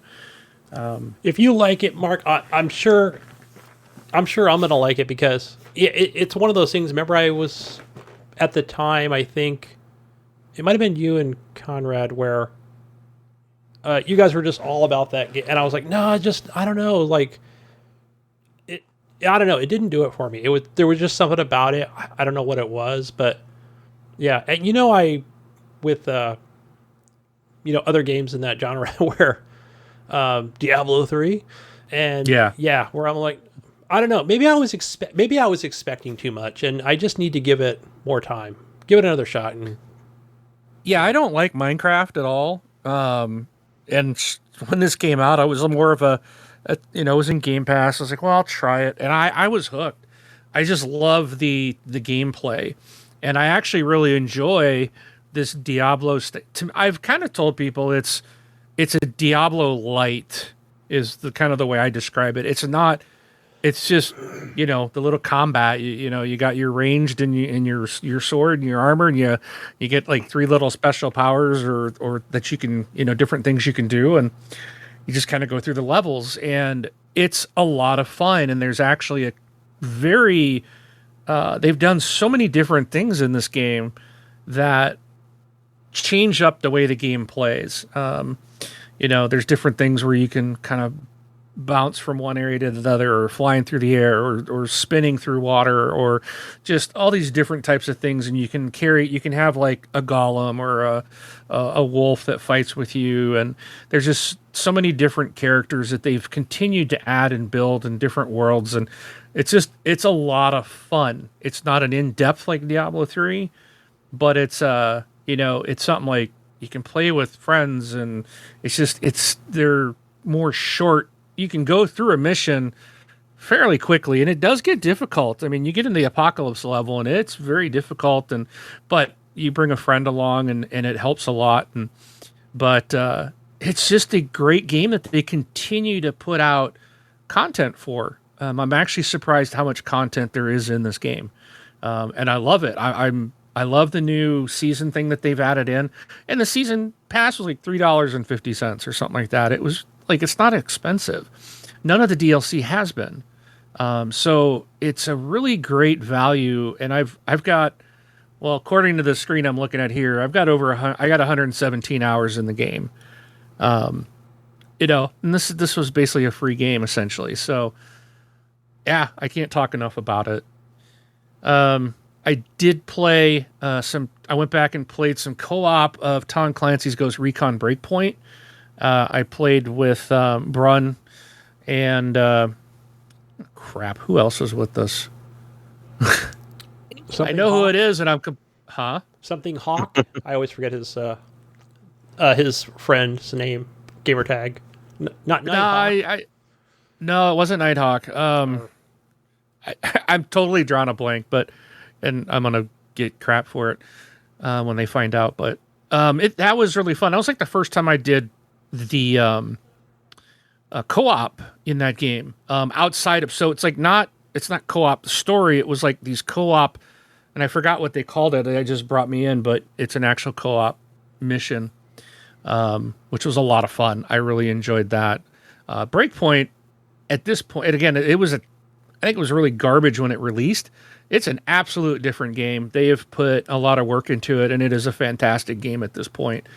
So if it's something you skipped or tried to begin with, at the very first, didn't like it, go back to it, try it again. It's a whole new game. And then this past week when we were recording our podcast, Brun was talking about a game called Sniper Ghost Warrior Contracts. And he was like, he thought I would like it. And I was like, because I'm a huge fan of Sniper Elite. And I'm so excited for Sniper Elite 5 coming out in Game Pass here this month. Yes. And yeah. And he was like, you like this? And I'm like, no, I've heard those Ghost Warrior games are not very good. And he was like, yeah, but this is the Contracts. It's different. He's like, I think you'll like it. So I actually went out and bought the first one. Well, I actually ended up buying both. I was like, I'm going to give them a try. I bought both of them, and I'm playing through the first one, and I absolutely love it. It is so good. It's like a cross between like Hitman and Sniper Elite. It's a sniper game, but you go into like this big map area, and there's like all these different things you can do. And there's a lot of things that are very similar, I think, to Hitman. And what I don't like about Hitman is like I'm always bored. It's like I just want to kill people. So to me, this is like that happy medium where I can sit back and try to snipe people quietly, and I try to take everyone out. And then if you mess up, I mean, it's got bullet drop and wind, and there is a challenge to shooting, as you would expect. And I really love it. It's really good. It's like, I missed that shot, or, I took one earlier that was, 470 meters. I was actually shooting at another sniper who hadn't quite seen me yet. And I was like, I got to get this on the first shot, and at that far distance with the wind, you're struggling. And I actually got it. And like, as soon as I fired, it goes into the slow-mo. And I was like, yes, you're going to kill them when you're watching the bullet fly across the screen, just like Sniper Elite does.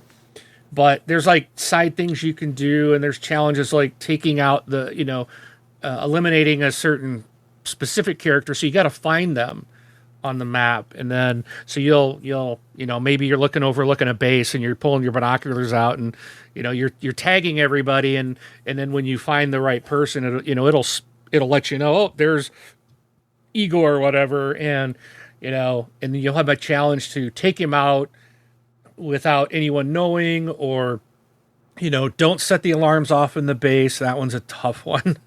Various different things. There's collectibles in the game and stuff too, but there's a lot of these little things that you can do to like 100%, just like kind of Hitman does. There's so much variety to it. And I love it. I playing it on easy because I want to play both of these before Sniper Elite comes out. And, I don't like to get too frustrated. I like to just play and have fun. But baby mode, yes, even baby mode has proved to be a challenge, and like you'll make one mistake on a shot, and all of a sudden the base is alerted and they're coming after you, and it's you do have a pistol and an assault rifle, but it's not what the game is meant to be. So, and you go down pretty quick if they get you and start shooting at you. So. You want to try to snipe the whole game if you can. And it was frustrating tonight. I was playing, and I got out my main guy. It was a bounty. So then there's also not only your targets, but as you go into a section, there might be a bounty will pop up. And then you get bonus for getting this bounty. And then when you shoot them, you might have to get to their body and then loot them for some information and then get that information back out. So everything that you do, you also have to exfil once you get out, so that you get the credit for that, because you're uploading information back to your main sources, so that you can get paid for your contract and stuff like that. But it's just a great game. I'm absolutely having a blast with Sniper Ghost Warrior contracts. It's not very expensive. There's 2 games out. I think the second one was I don't know when it was released, but game is a lot of fun. Yeah, I can't remember if it was. So you were mainly talking about the first one, right? I have not touched the second one yet. Okay, that's what I thought you were describing, because I remember when I first came on this podcast. So what, close to 5 years ago? Either I received a code or I bought the game. Might have been IAMS sent me the game, but was it contracts or was it the other one? It was the first one. So the first one.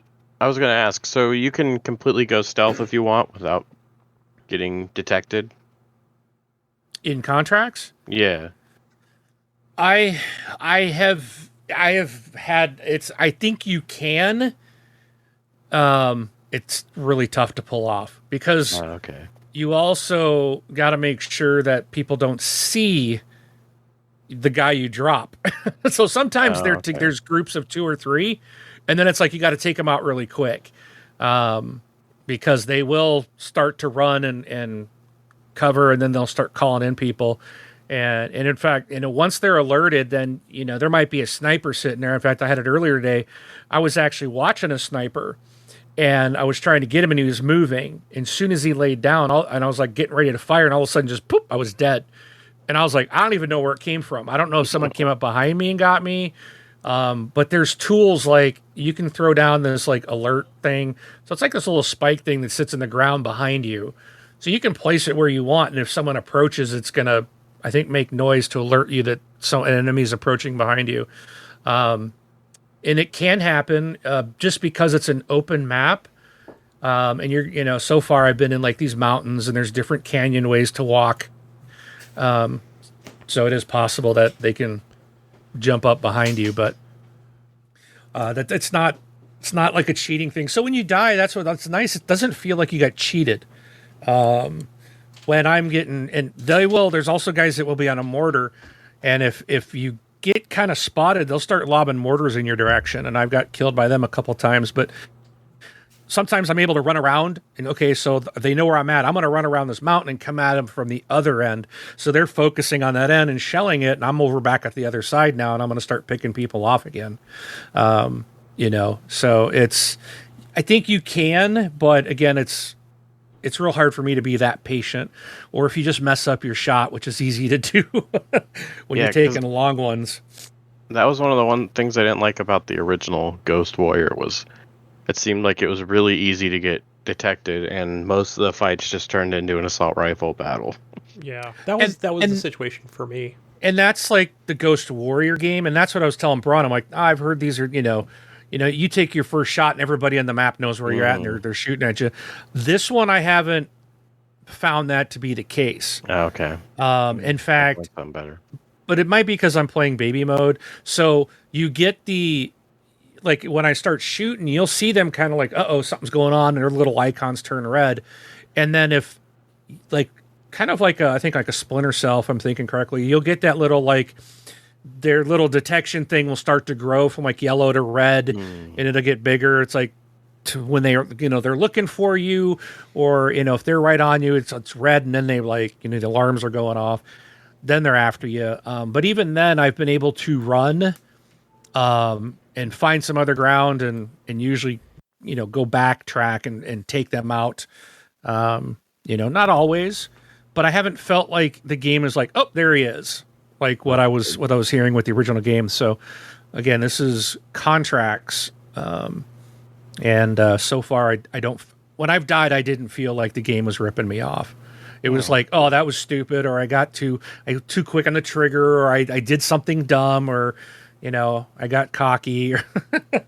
So, like, I'll get 4 guys here at one shot. No, that didn't happen. So. Really good. I'm really enjoying the game. It's a lot of fun. So nice. Awesome. I think I own both of them. It came out in 2019 was the original release date for the first one of the Contracts. So it's not that old. And the second one, maybe the second one just came out. It must have, because I didn't even know there was a second one. The second one came out June of 2021. So. Oh, okay. So just not that long ago. But I highly recommend them. So I'm really enjoying them. But that's outside of a bunch of mobile stuff I won't go into. That's one last thing too. I got back into because Outriders. They're getting an expansion here. I want to say in June. They're getting an expansion, and so I decided to hop back in, and that's a game I've fully completed.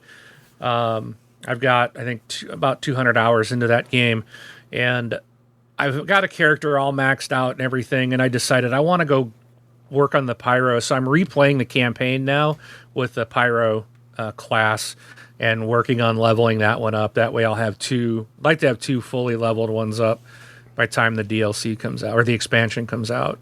But I am so excited for Outriders. That is like my game of last year, and I am like, just can't wait. I want more. I'm so excited. It's a great co-op game right there. Yes, it is. Fantastic. Yeah, we did lots of co-op back when that game came out. And that's a game that's like, I got it free, but I got it free, but it's well worth the price of a full upgrade. Or the, full price if if someone doesn't have Game Pass, and it's worth the money. The expansion or whatever, you buy it with the game now. Yeah, so that's pretty cool. I think it's going to be $60. So if you can get the new one with the expansion, it'll contain all the original stuff, and you can actually like level up if you want to. I don't know why you'd want to skip the main campaign, but they're like they have a thing in the game where you can just level yourself up to be able to play the new expansion campaign. Well, it'd be cool if you wanted to check out another class and you don't want to go through the whole thing again. Well, that's true. Oh, that's a good point. I don't really have to go back and play it, but I'm having fun anyway. I want to try the Pyro, and I don't want to go all the way back. But you're doing it now. But yeah, that's a good point. But they also have so those of us like who have been playing through Game Pass and didn't buy the game, we don't have to pay full price for the expansion. We do have to pay, but they have I think it's like $35, and we get the expansion. Oh, okay. So that's a great feature. And there's no word of that going out of Game Pass anytime soon. I haven't heard. I know it was rumored to go out. It's still there. And if it ever does go, I'm buying it. I've thought about just buying it anyways because I absolutely want to support the developers. It's a fantastic game. But Well, Square, I think Square's in talks of all those Western developers getting purchased, so who knows what they'll do now. That'll be Well, later this in the is- news today on the show. Oh yeah, that is in the Yeah. news, isn't it? Yeah. but these guys, this is People Can Fly, and I think they're in Europe. Yeah. I think that they're a developer over in Europe, so I'm not sure if they fall under that or not. But The people from Yeah, I Bulletstorm, don't know. right? I know, yeah, I think Yep. Square published it, so I'm not sure how those publishing deals will go.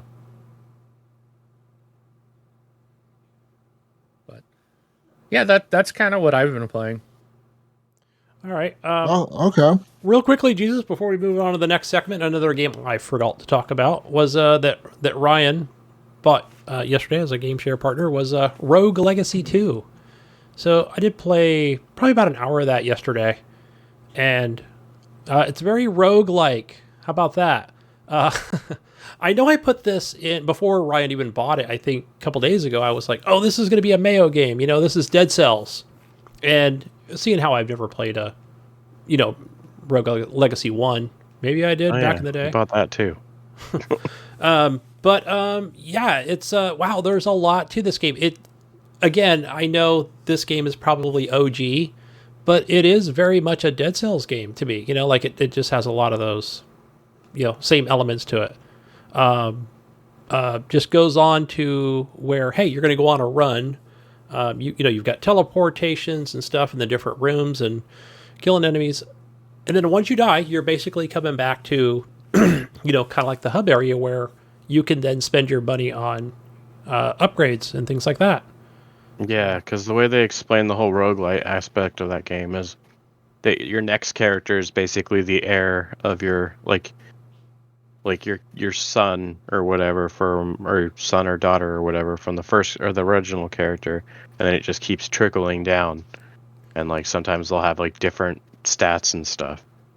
Yeah, so it'll be like right now. I believe on the screen, and from what I'm seeing, I don't know if it changes, but you've got 2 female characters and 1 male character, and so one of the things is where, let's say you're playing as Claire, the first person, and she's got different traits, and so it even shows you like on the screen, like, hey, keep playing this character to, to show the trait, or it'll reveal itself or whatever it is. But it's more like something like, let's say you have some kinetic blast or something. I'm like, okay, maybe it's something I haven't gotten yet that's associated with a kinetic blast, but it just has a bunch of question marks on it. I'm sure as I progress through, it'll be, revealed to me, and and that'll be unlocked basically, where I can then, use that ability. Yeah, there'll be some weird negative things too. Like there was one character that I got that was blind or colorblind, so the whole game was like black and white. Interesting, yeah, and it does have those. Again, another, it's got those elements where I'll come in to a room and it'll say, okay, you can take this potion but lose, 27% of your health, but you gain other things, or you can take this potion and that one seems to be the better choice. Yeah, there's all kinds of weird stuff like that. There was another one that I saw somebody play that had his vision was lower, so he was constantly, all he could see on the map was like this circle around him. Oh boy. Like everything else was like darkened. So great. Yeah, if it's weird. If you've got some enemy shooting some poison darts at you. Yeah, you're like, oh well, gotta react really quick. Yeah. So, I really did like that first character, but I don't think I even realized when I went through the first time, because she was a ranger, or she's got a bow, and so. But you can come into a room and say, all right, now do you want this pistol, or or a sword? Like it's just like you just play as almost any class or whatever, or just keep that bow and eventually probably upgrade that bow. So a lot of great options. This game, it's a side scroller. It's cartoony. It's looks good though. Plays good. Mm-hmm. So yeah, it's pretty good. I liked the first one a lot. Yeah. So gotta play. It makes me want to play Spelunky 2 again. Yeah. Still installed hard drive. But that's all we have, Jesus. I think that's all we have for games. Yeah. Woo. Games played. All right, it's news time. Welcome to the news. Here it is. Sound animation, Bill. Do it. Square Enix sells Tomb Raider, Deus Ex Studios, and IP rights to Embracer Group. Embracer Group has announced that it has acquired Crystal Dynamics, Eidos Montreal, Square Enix Montreal, and a catalog of IPs from Square Enix. This $300 million deal will see IPs such as Tomb Raider, Deus Ex, Thief, Legacy of Kain, and more than 50 back catalog games added to Embracer's portfolio.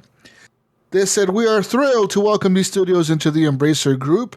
We recognize the fantastic IP, world-class creative talent, and track record of excellence that have been demonstrated time and time again over the past decades. It has been a great pleasure meeting the leadership teams and discussing future plans for how they can realize their ambitions and become a great part of Embracer." That's what the CEO of Embracer Group said. And in a press statement, Square Enix said that this sell-off of these studios enables the launch of new businesses by moving forward with investments in fields including blockchain, AI, and the cloud. Is right. is Embracer Group, is that part of Tencent? Do I have that correct? No, they're a That's different different? one. They're a European company, I think. They're the ones that bought THQ Nordic and all their IPs. So if it's anything like what it was when they bought them, we're going to see lots of remasters. Okay. Yeah. Like they remastered like what? Destroy All Humans, and they're bringing, there's like, I guess they said they had like but this was before a couple purchases ago. They had over 100 games in development or something. Just crazy. So yeah, I think they're gonna probably remaster some of the old Deus Ex games and Tomb Raider games. So Yeah. And last year they bought Gearbox Entertainment. yeah, that was the last big one. They owned. They they bought it for $1.3 billion. Yeah, which just seems 300 million. Only 300 million, I Right. guess. For all these, really yeah, low. right. In Microsoft Sounds really money low for what comparison. those IP studios and then 50 other games like backlog. Yeah. That sounds really low for today's market. So Exactly right. When last year they paid $1.3 billion, $1 billion more, literally, for fucking for Gearbox. basically one game, like one franchise. Yeah, that's kind of crazy. You're right. So yeah, it's weird. I don't know what's going on there. I think Tomb Raider would have been able to pull in more money just on that game alone. Yeah. I was hoping that. I think if the whole Activision thing wasn't going on, Microsoft probably would have snagged this deal. Right, I agree. Could be. Yeah. Because I mean, those companies, like the company that makes the Tomb Raiders game, is working on that Perfect Dark game already. So Well, yeah, that I don't know that's still happening. yeah, they're Yeah. still getting all this help from everybody else. So I don't know. That's weird. Sounds like a good deal for all those IPs, especially Tomb Raider, Deus Ex needs to be revived. That game was great. Those games are Deus great. Ex. I played that first one. I was like, "Oh, this game is awesome! What is this?" I played this on a regular PC, not even a gaming PC. So I Yeah, never they, played the Deus Ex games. Oh, they're good, dude. They're good. They're kind of like an open world, but like not a huge world. Kind of like a smaller world. Kind of like think of like Dishonored or something, you know, where you're Or like in Tomb a small Raider little hubs. yeah, or like Tomb Raider. Yeah, there's like a hub, Jensen, but it's pretty open. It's pretty open. You can hack like almost anything. You can like hack cops, hack robots, hack security cameras. It's a really cool game. Anyways, after this deal, Square Enix did say that the company will continue to develop games with this Japan studio, Square Enix External Studios, and Square Enix Collective. They also said they will continue to publish overseas franchises such as Just Cause, Outriders, and Life is Strange. So they said they're not giving up on those games. They're still going to develop for them and whatever. So, all right. Yeah. The NFTs, man, they're going to make NFTs. It's coming. Huh. It's coming. No. None of those. What do you think this sale's going to fund? Probably them creating some stupid NFT program or whatever. I thought NFT was dead. It's still alive, still going. Still alive. Yeah. Going forever. It's going to go forever. Yeah, it's like cryptocurrency. It's not going away now, Gunny. It's here. It's done. It's here. They'll just try to figure out another way to get people to accept it. You know why all these developers want NFTs in their fucking games? It's just to take money away from us, you know? Yeah. Remember I told you it was Alana Pierce from whatever, formerly from IGN, and now I think she works for Sony, but she summed it up so well in like the first play, day. watch, listen. Yeah, like just on Twitter, like, hey, look, here's what it is, money. Like, like that was the end of the conversation. Dude. Yeah. It's, they figured it out at first with DLCs, and then they figured it out like with season passes and map packs or whatever, and then the season pass thing started happening. And then after the season pass, the battle pass started happening. It just keeps changing. It's just a new name every time. It's just a new name, guys. NFTs is the new name. The blockchain in general, it's just something. It's definitely going to keep going. It's not going away. People will try to figure out more ways to try to make us want it. And yeah, it's another crypto. Now you own this gun forever. Yeah. Yeah, that's what they say, but it's also somebody could basically just, hack your shit and take it and just be like, yeah, it belongs to me now. There's no You know what it is, Wingman? Let me tell, because I know he's thinking NFT, right? You know what it is, Wing? Here's what it is, all right? It's going to be, sure, Wing, we're going to buy some NFTs, and it's going to be in... Yeah, we're not buying NFTs. Madden? I'm no, not buying them. Wing, listen. I'm not. Look, we're going to buy some... It's going to be Madden 2023, okay? No. And I don't buy Madden at all anyways, so sure won't buy the NFT. Follow me on this, just, and it's going to be little logos, and they're going to be on their jerseys, on their uniform, and it'll be like the good old days. Remember, where, hey, look, they're going to send us our 3-cent royalty checks in the mail. We're going to get, right, for having those little labels on. Anytime anybody goes to play Madden 2023, they're going to see whatever labels we make up. Or own a piece of their jersey? Like what? Sure, why not? We're going to put little TXL labels on it, or whatever the hell it is. I have no idea. Like some of the things they say that some of the things they say that it could do would be kind of cool, but like nobody's going to do that. I know it means other things, and there's way more to it. It's just like the whole promise of, you'll be able to take your items from one game to another, and it's like those other developers have absolutely zero incentive to make that asset work in their game. They're not getting any money from that. Why would they take man hours to be like, okay, yeah, we're gonna make this gun so you can bring it over from fucking Fortnite over to Call of Duty? It's not about that. I don't think that's what they mean. I think they're looking into the future of the metaverse, you know, and this whole virtual world or whatever. And I think they realize that when people buy stuff digitally in a virtual world, they want to own that item.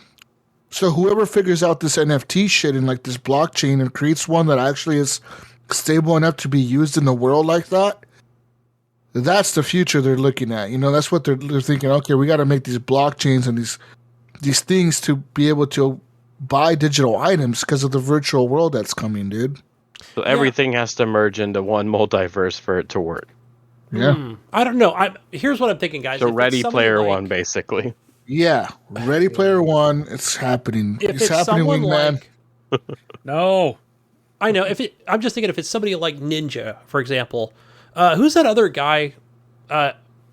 Bill, he's on. Which one? Or guys, he's on YouTube, right? He's very famous. I even seen him on a couple of articles. I know my kids. that narrows it down. I know that guy. He's very famous. Yeah. As soon as you said he's very famous, I know who he's talking about, Wingman. My first thought, as soon as he said like famous on randomly, YouTube. was fucking Doctor Disrespect, but I don't know if that's who you're talking about. No, it's not disrespect. He's been on there for a lot. He gives away free cars. That guy. Oh, Mr. Beast. Mr. Beast. And here's what I'm thinking. It's going to be, I know we've been over this before on the show, but it's going to be Mr. Beast, and he's going to be Now like, he's going to give away digital free cars. yeah, buy my digital free car in Fortnite. I know somebody wants to buy this, but you only get one wheel. You get one wheel, and people are going to throw money at stuff like that. It's just, I can already see it. Wait, I want one the wheel? front right wheel. I own that front right wheel. I don't know. Oh, so you're just Silliness. owning something that you don't even get to use? No, Because he's just driving around your car? Well, you can play the game and watch other people play and drive in, and you watch them, I don't know, with their front right wheel on the car. No, that he Gunny, created. Gunny, you keep thinking that NFTs and this shit is like you own something and you could like license it out almost. I don't think it's gonna work like that. I think all they're trying to do is figure out how can you buy something in the digital world and own it, and you own it. You know, Yeah. that's your item, and if you want to give it to your friend, you give that item to your friend in a massive scale. I think they're trying to figure that out. You know what? PlayStation just come out with PlayStation Home again. I would have no clue. I was just going to say, they're moving to home again. I guarantee that shit's coming back. Yep, they need PS Home Plus, something like that. Is what it's going to be PS called. Home Plus Essential Plus Max, Extreme. Super, cloud powered. Yeah. Well, they got Spider-Man now, so they can just use all those words. Spectacular, amazing, noir. Yeah. Let's move on here to some more news, Gunny. Still the first story. Oh, that was all going off the. Oh yeah. Yeah, the whole tangent on that. Oh wow. New Xbox Series X chip reportedly in development, but don't expect better performance. That's right. Microsoft has reportedly begun working on an improved chip for the Xbox Series X console, and the new chip is claimed to be a little bit smaller, more powerful, more power efficient, not more powerful, and could lead to a lower cost of production. Of course, this happens all the time. I mean, if you look at in the past of every console generation, pretty much ever since, I would even argue that ever since the PlayStation 1, these companies have figured out a way to make their systems smaller and sleeker and better. I would argue PlayStation would be one of the first console companies to be able to do that, right? With the PS1, right?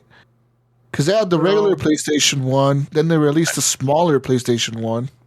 I mean, NES did a revamp, though. Like, I don't know if the hardware was any different, but I mean... The hardware was different, wasn't it?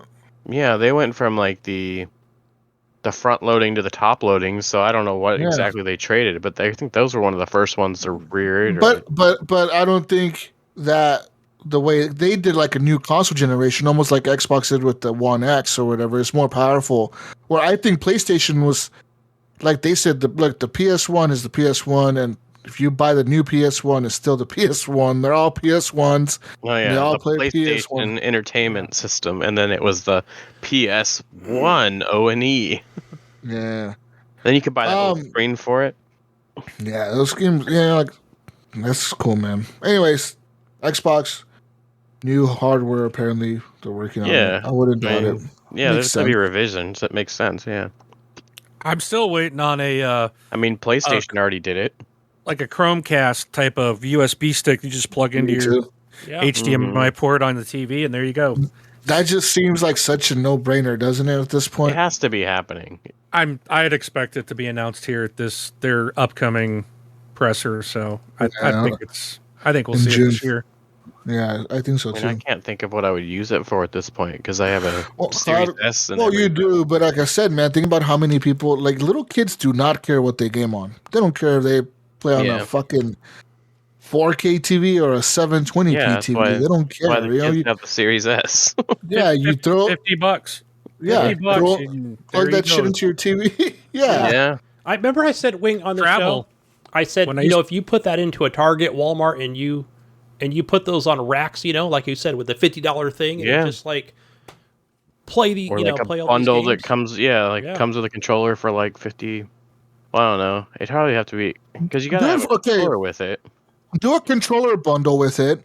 Make it, instead of like a $60, what the controllers are now, make it $80, but give them a free trial, like a free month of whatever, like Game Pass, whatever. Yeah. Yeah. It's about bringing you into the community and getting that Yeah. money. I mean, they'll make that back quick. And I would So use it fast. for when I travel. I used to always just like lug an Xbox around. I just take that thing with you. Yeah. So much easier. Yeah. Razer co-founder Robert Krakoff, known as Razer Guy across the internet, has died at the age of 81. Wow. Reports the name. He died April 26, 2022. Krakoff was a key player in bringing the first dedicated gaming mouse into the world, what would later become the Razer Boomslang. When the first company making the Boomslang went bankrupt, he then co-founded Razer alongside current CEO Min Lian Tan in 2005. They released a statement saying, "We are saddened by the passing of the co-founder and president emeritus, Robert Krakoff. Known by everyone as Razer Guy, Robert's unwavering drive and passion for gaming lives on and continues to inspire all of us."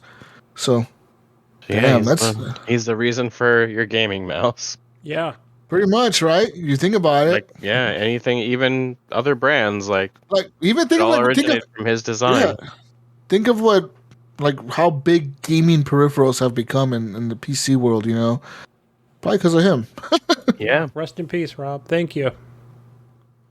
Wow. Another news. No, more meta. Wow, this is I got more metaverse news here, Gunny. Tech giant, No more metaverse. tech giant Meta, previously known as Facebook, plans to launch at least 4 brand new VR headsets by 2024. What the fuck? 2 headsets are now focused on work and productivity, Project Cambria and Funston, while the other 2 on new versions of the Quest headsets, Project Stinson and Cardiff. Those are going to be used for gaming. And pretty much one of them is going to be a VR AR device that is focused on work use cases. And, whatever. It's going to make, it's going to have high resolution screen to make reading text easier, blah, blah, blah. And, anyways, 4 new headsets from fucking... They want you sitting in a cubicle in the metaverse. Yeah. Or sitting at home.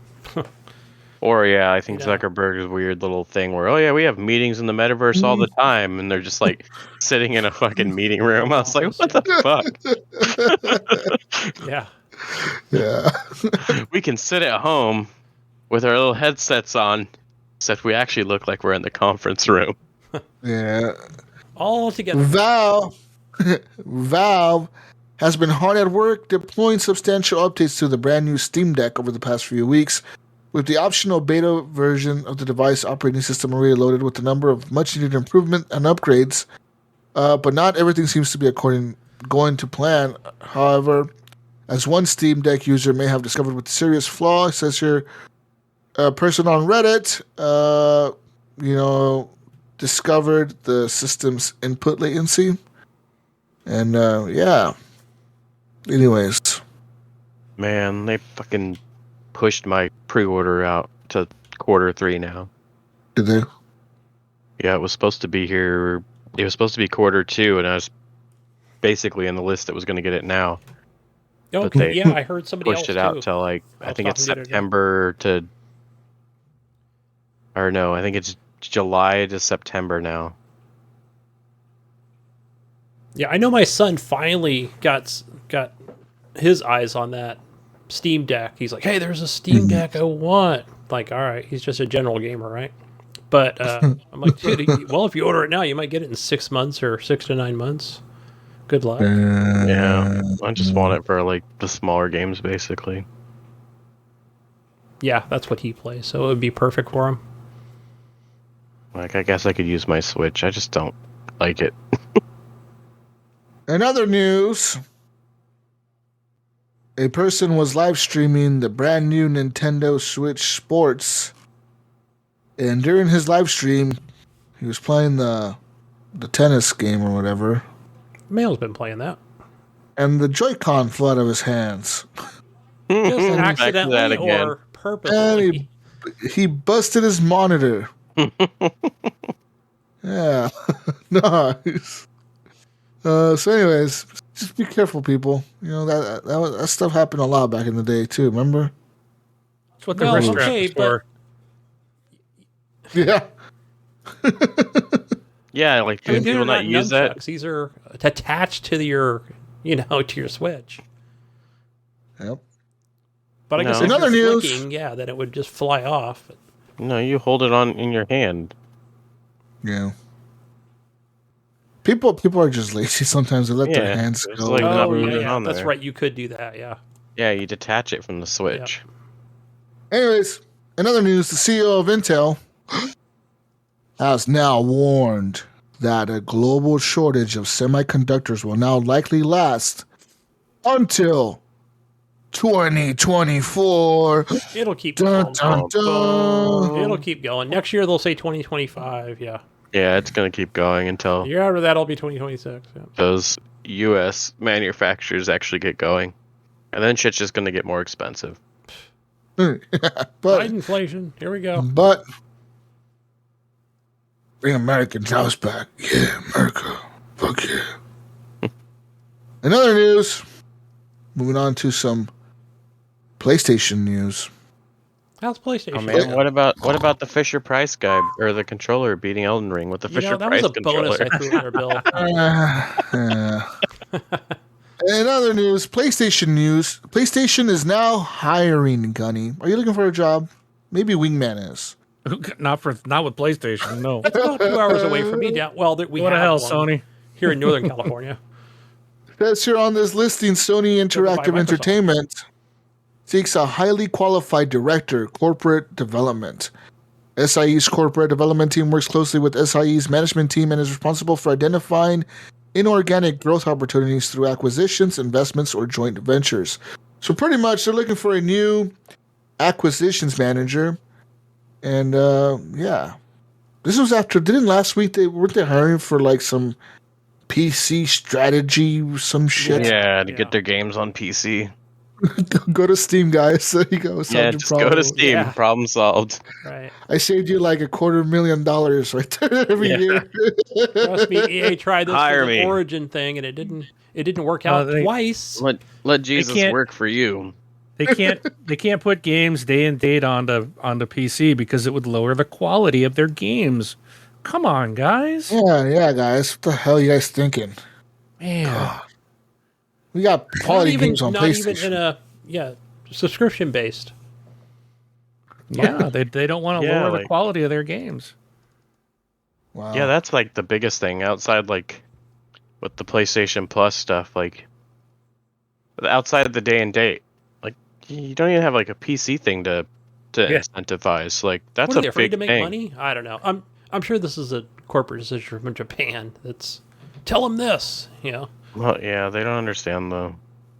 It seems like the Sony overall corporation doesn't really understand the games anymore. Like, kind of like what Microsoft was before, where it was just like, yeah, whatever. It's just the game division. Just you guys are making money. Just keep doing what you're doing. We're not going to adapt or change. Right.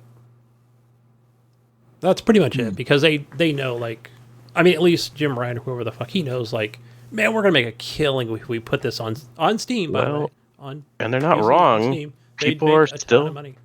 But people are still Japan's doing it and defending their choices. Yeah, and Japan's going, well, we wouldn't sell enough PS5, or we wouldn't sell as many as we'd like to sell, on the console space. We've been doing this for, how long, 30 years or You whatever. can't they're even gonna- keep they're gonna them in regret it. stock. Like, just it's not. Yeah, it's stupid. Movies, music, books have all moved away from physical hardware to digital, and games are doing the same. And if Sony just wants to stick to the hardware, they're gonna be left behind. They're gonna rue the day that they just said no, we don't want to do this stuff. We got to make money on our consoles because the money's not there. The money's in the services and the software, and they should know that by now. They've had PS Plus out for long enough. Yeah, they just feel like they don't need to do anything because Like they're Nintendo, ahead. I guess maybe same situation, right? Similar style of we make our handhelds, but I think they're a whole different beast. They're a they're a company under their own. They don't really have a competitor. that's true. They're not in the same game. They've won the handheld market. Yeah, they're doing their own thing. Yeah, and that's fine and it's working. Yeah, it works for them because they really don't have a competitor there. Where Sony, when you really talk about consoles and competition, it really is Sony and Microsoft, and we thought Google was going to be there. Amazon's trying to get involved with Luna. You got the PC. That's all competition. And I wouldn't even say PC is. I mean, PC is more of come over here and play with us. We'll put your stuff here. Yeah, PC's kind of its own thing too. They have all the ecosystems on there, and then people just complain because they have to download another launcher. Right. Yeah. You don't have to buy your $500 console. Just download this launcher. I don't wanna. Yeah, we've talked about this on our show that and even though we're an Xbox focused podcast, all of us would pay. I would pay for a subscription to Sony Game Pass, if you will, if they made it available day and date and the games were crossplay. Like if you could do cloud gaming, put an app on the Xbox. I log in with my Sony account that I'm paying for, and I can play and stream those games on my Xbox. Or PC gamers can play them on the PC. They're going to gain a lot more subscribers, and those people stick around and pay money every month. The idea of selling a $70 game once a year, like they got a lot of people that play Call of Duty on the PlayStation. That's the only game they play. So they bought a box once, and then they buy a game once a year at $70. Sony's not making any money off of that, very little. And then and if you go and give them a Game Pass now at the $15, $20 a month, that adds up to a lot more than $70. Well, yeah, then they got them as customers for life. Yeah, that's the same thing with that story that's coming up. It's like you guys you want those people invested. You want those people in your ecosystem. Like them, stacking subscriptions and paying for it is what. Oh my. You're gonna upset Jesus. Breaking news. Sony reportedly is blocking subscription stacking of PS Plus and PS Now ahead of the service revamp. So, some users on Reddit were saying they were getting an error code on their PS5 consoles when they were trying to attempt to redeem a subscription for PS Plus. Like you get the prepaid cards. Yeah. They were trying to redeem subscriptions. They couldn't add it. It would give an error code. So they would go to the website on the PC and they would be hit with a, you can't add this to your cart because you've already purchased this item. So, at the time, Sony didn't say anything, but now Sony has confirmed that it has, quote, temporarily blocked subscription stacking. Although voucher codes will still be valid when purchased, ahead of the launch of the new PlayStation Plus membership service, some users were attempting to extend their subscription by redeeming PS Plus and PS Now codes. They said, as we prepare to launch the new PlayStation Plus membership service, we are doing some work behind the scenes to make the transition as smooth as possible for all our existing members. So, yeah. Yeah. And now I have the conversion rate. Okay. Fucking confusing ass chart. If you go right now, Gunny, and buy a voucher at the store, but you are already an existing subscriber to PS Plus, say your PS Plus doesn't expire till next January, but you you know this conversion shit's gonna happen. So you go now and you buy a bunch of codes, right, to put them in. Okay. Well, now you're gonna have to wait till the service launches before you're gonna be able to redeem those codes.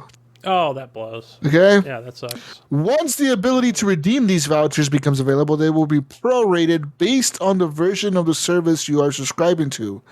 You will get a 1-to-1 subscription if your new tier matches the old one.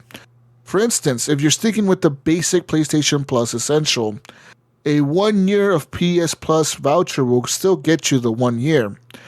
But if you're jumping to the PS Plus Extra, a 12-month plus subscription will now only get you 219 days of subscription time.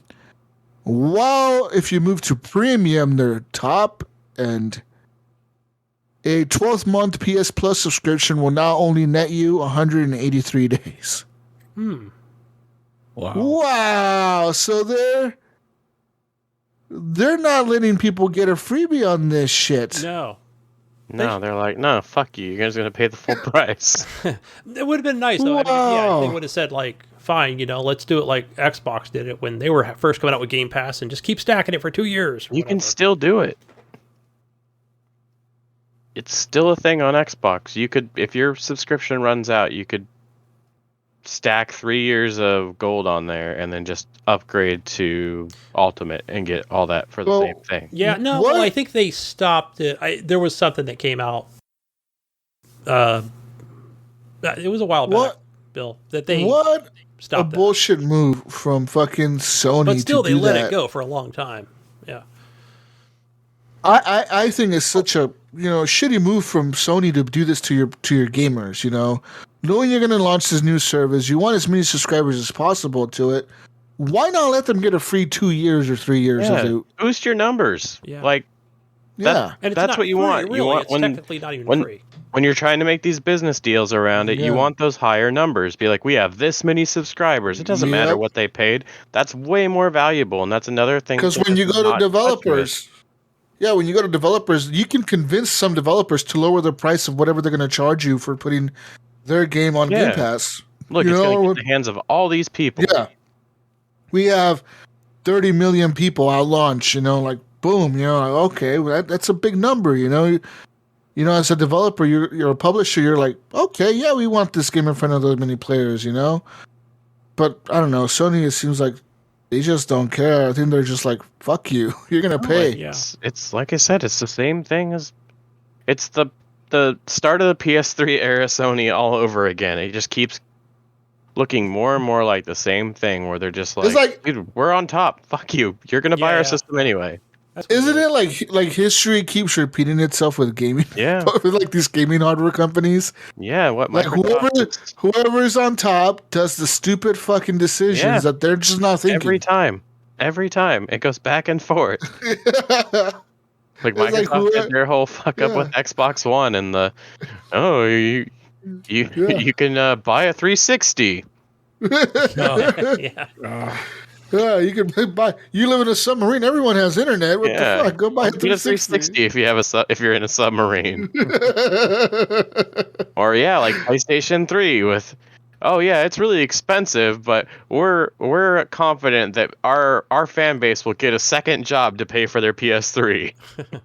Yeah, when it was $700. Yeah, it's just like, come on, you guys! Like, I remember walking into Walmart. I was a hobo at the time. I was like, no. What is this and then thing? you just see nothing. Like, there's certain articles about it, but if Xbox did this shit right now, like, it would be all over. It'd be like top story everywhere. But like, people just accept it. It's like, they're PlayStation. And it would be, what is it? Pitchforks and torches, right? There'd be a huge outcry. So why not the PlayStation community? Let's get on this, right? Remember when they were trying to do the same thing that? No, they were not doing the. Now I'm trying to think of the name of where you upgrade, from one console to the next, whatever that's called. And people called them on it on PlayStation. So like the cross-gen stuff, yeah, a little bit of that, where it's that smart delivery type situation, and Sony was like, "Oh, we're not going to do that." And then everybody online, thanks to That's the one good thing I like about the Twitter police and the Reddit Gestapo, whatever you want to call them, right? Where, man, they do good stuff sometimes. Where if they get on, Yeah, well, they're not loud uproar enough and right now. it's good. Yeah, they're not being loud enough right now. That's what I'm It's saying. Yeah, they need to. They need to like, step where up are their they game. now? Like, this is BS. Yeah. So Maybe they like PlayStation, and they're like, "Yeah, good Oh, job, Sony. yeah. Good no, job. don't say. Come on, no. Good job, guys." Call them out on this. Make so people like whatever like me. No, they're can just stack defend it. him. They're just gonna defend him. I don't know. It doesn't make any sense to me. Like, I have all the consoles. Obviously, I prefer Xbox, but like, you got to call them out on bullshit. It worked with Xbox, like when they were gonna increase double the price of Price of gold. Xbox Live. That Yeah. shit lasted longer or less than a day. They're like, nah, fuck that. Yeah. Okay, we'll switch it back. I'm sorry, guys. We were just kidding. Just kidding, guys. You gotta call them out for that bullshit. Yeah. Sorry, guys. Like, Phil the internet just got a gives- little drunk. The internet gives you so much power as a fan base to just, no, fuck this, we don't like it, and you're gonna hear about it. And most companies are gonna back down. But yeah. I don't know if Sony would back down though. I'm they with did you with there. the- I'm with you there. They did with the cross-gen stuff, They like with did. with Horizon. They're like, but not fully. Not They- fully. no, they Epic- tried to Epic hide it. forced They their did it, but hand. they hid it. Yeah, remember Epic was like they did it in Fortnite. All of a sudden, Oh, yeah, Xbox for and crossplay. PlayStation, where they're like, "Oops, sorry, Well, we made a mistake." And it's like they did it on purpose to prove to Sony, it's like it's not that hard. We can do it for you. Yeah, but even You then, know? Sony kind of got their way with their like cross-gen tax. Like, oh well, anything that these people buy on these consoles, we want a share of. Yeah, it's so stupid. So yeah, they probably wouldn't do it, and it doesn't matter because people are just gonna buy it anyway. Not just that. I feel like they won't. I don't think that Sony will back down as easily as Xbox would. Xbox is a Western-based company. And Western True. companies are fucking like all about the consumer. The consumer's always right, Where fucking Sony and Nintendo, they're based out of Japan, dude. Like the guys here have bigger bosses over there calling the shots, and they're like, "What the fuck are you doing, dude? What are you doing, motherfucker? You're giving away You're what? You're doing what? You're giving away games? Yeah, no, What the no, you're not. fuck? Hell no, you're not. We're charging more for our games. What the hell are you thinking? Yep. Yeah. Speaking of that, last week PlayStation. Developers were saying that they were like, "What the fuck, Sony? You're making us. You're gonna be putting our game out for 2 hours at the premium price." Apparently, every game at or above $34 in value on the store for Sony will require a time trial for PS Plus Premium members. Sony reportedly will be taking care of producing these trials on their own. So it says here developers won't have to do anything. They'll just put the game on the service or whatever, and Sony will go in themselves, the marketing team or the store team will go in and choose what 2-hour block time they're going to let the players play the game. Yeah, okay, but are they going to pay those developers for monetizing shit they didn't make? No. Because those developers should be getting paid for that. Sony is making money off of that. And it sounds like they're just gonna, No. we're just gonna cut your shit in half or into 2 Yeah, good hours, point. and we're gonna make money off of you and the work you did. Well, come on, man. It's for the BS, gamers. Jesus. It's more BS. It's very consumer friendly, correct? Except for the fact you're paying for demos. You know what? But if you already want if you already want the retro games and you get that as a bonus, yeah, that's kind of cool. You get 2 hours to decide if that's actually something you want to pick up. But the problem is that that's the highest tier, and really the only other benefit is those older games. If you don't want the older games, you don't get the demos. I know that sounds very confusing. With let's say a developer Demos, no demos. Yeah, it's just like Naughty I don't Dog know, or man. whatever, right? I mean, a Sony studio, but still, like, I don't know. And then you're gonna, whatever, they're gonna, or even a third party, and let's say it's a PS5 exclusive, but I don't know. It's like, now I got to make a fucking demo for these guys, and Well, no, they don't. I don't have want them to choose 2.5 hours. Yeah, that's the thing I is don't know. It just seems that's weird. Sony's answer is they don't have to make the demos. Our team's gonna cut the game in Demo. 2 hours. But it's like some games, especially like Japanese RPGs and stuff, the games don't get started past 2 hours. Yeah. So some people are just gonna play this game for 2 hours and be like, "No, this shit sucks. I'm not playing this." Can you see him playing Well- Death Stranding, going a fucking walking simulator? There's no vehicles in this game. Well, I mean, that is the game, though. Oh, there That is the there is a vehicle, gonna but you say, gotta play you're 10 not- hours. You pretty much know what you're getting into 2 hours into that game. Yeah, that's true. Yeah, I'm with you there. Like, it's kind of crappy for the developers, and I don't like the fact that you're right. You're actually, as a member, you're getting this feature, but you also got to remember you're paying the top price for that service. You're paying what? It's $20 a month, isn't it, or something like that? $18 a month for the highest Yeah. tier. And it's But one of what- those things I mean, that they made Why that are you $15 tier. paying for a quote free demo? It's not free. You're paying for that. Yeah, It's not it's consumer a friendly. 2-hour trial that you have to subscribe to. Yeah, Yeah. it's not consumer friendly at all. No, It's them no, milking more money from their customers.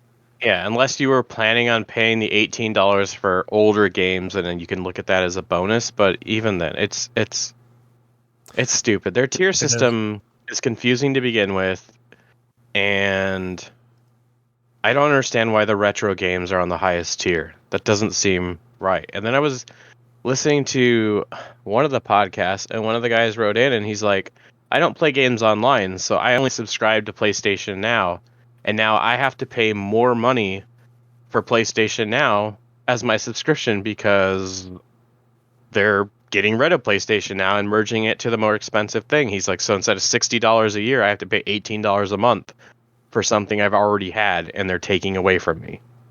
Good point. Yeah. Wow, I never even thought of that. The current Yeah. people that are already subscribed to PS Now, huh? Yeah, if you don't have PlayStation Gold and you only have PlayStation Now, your shit's like double the price now. Yeah. That is crazy. Yeah. Hey, man, but you get You get demos. demos, bro. Cloud saves, man. Cloud saves. Oh yeah, and you Cloud pay for saves. cloud Don't saves forget too. That's that. a whole other thing. I can't believe you're paying for cloud saves still. Man, it really sounds like they didn't think this through with all tiers, but especially with this, maybe the 18. maybe that is a Japanese thing because Nintendo makes you pay for cloud saves too. Telling you, dude, Japanese companies give no fucks. You owe them for being Want there. the money, just the money. You're in our ecosystem. We own you. Yeah. Well, you know who they probably copied with the demo thing and the retro games? They probably copied Nintendo. It is. It is. The That's whole when it came out. everyone's thinking, oh, they're trying to compete with Microsoft, and Sony's over here looking at fucking Nintendo like we're gonna take Well, you out. That's the thing, though. Like, yeah, on paper, it compares more to Nintendo Online. But Jim Ryan Yes. came out and said, we have an answer to Game Pass in the works. Those are his words, and this is their comparison to Game Pass. He's the American guy. He's the American guy. The Japanese CEO told him, "You're supposed to say we have an answer to Nintendo." What the Nintendo's the one we want to mock. Not we want to follow Nintendo, not What is Microsoft. this? We had lunch with them last week. They're across the street. Those assholes were making fun of us. Oh, yeah. It's like, Yeah, oh, I don't know, man. I don't understand it. Like, Yeah, I it don't seems either. like PlayStation's in the news all the time now again, but it's all for like negative shit. And yet they Yeah, still man. have the biggest fan base. I don't know. Like It's they make just- good games. Their single player sad dad games are awesome, but They're good. They're good. like When they come out. yeah, when they finally come out. I mean, I guess we can't really say that much cuz No, that's true, but Microsoft hasn't delivered 100% on their shit yet too, which hopefully, starting next year, if shit gets rolling again, we'll have that every quarter Hey, big title to Game Halo. Pass. Halo Infinite's still not finished. Shots fired. Fine, it doesn't It's have not co-op. finished, Bam, and it it's probably not. should have been delayed another year. But I liked what I played. gotta I shit don't on care about Microsoft, too. multiplayer, and I liked the single player shit. So I got what I wanted out of that game. That campaign is awesome. Yeah, it was great. Yeah, people on Twitter aren't very happy about this whole conversion rate stuff with PlayStation Plus already. They're not happy that you cannot stack your current subscriptions to their actual value, monetary value right now. And like people are pissed off about that. And so some of the people on Twitter were pissed off. One of them said, PlayStation is really screwing over their fans with PlayStation Plus not allowing stacking and conversion to the new structure. I got years of Xbox Game Pass after my Gold and EA subs converted over. I still haven't paid for it yet. Yeah. So, I mean... Yeah, you could be 3 years when that shit happened. And you can still do it. What they changed is when you convert like a year of game or of Gold, it converts differently to Game Pass, kind of like that confusing chart that you're looking at. But if you go out and say your Game Pass runs out and you go buy 3 years of Xbox Live Gold, you can put that on your account and then upgrade it to like buy a month of Ultimate and all that shit goes Ultimate. That still works. It still works? Okay, I thought they changed it, but apparently that's... You just can't be a current subscriber. It has to run completely out to do that. Ah, okay. Oh. Because I just did it with a friend of mine that just bought an Xbox last week, and yeah, he bought 3 months of Gold and then still did the conversion. He's only has to do $1 because he has never had it, so he got 3 years for the $1 plus the $150 or whatever he paid for 3 years of Gold. Yeah, well, good luck to Sony on this, and hopefully it works out for them, and It probably will. Scratch that whole third tier and keep People will probably just deal with simple. Yeah. Well, that middle tier, it's grow. I can't remember who was talking about it. Does. I heard somebody described the middle tier perfectly. I can't remember what it was, but they said the middle tier is the medium fry. The middle tier is it's only $3 more. Let's get the more expensive one. Yeah. Yep. That's what it is. It's yeah. Yeah, Everyone's it's going to really go for the yeah. expensive one. Supersize it. Yep. Yeah. I wonder if they charge $18.99 because that's what Netflix was at the time. Yeah, possibly. Aren't they still $18.99?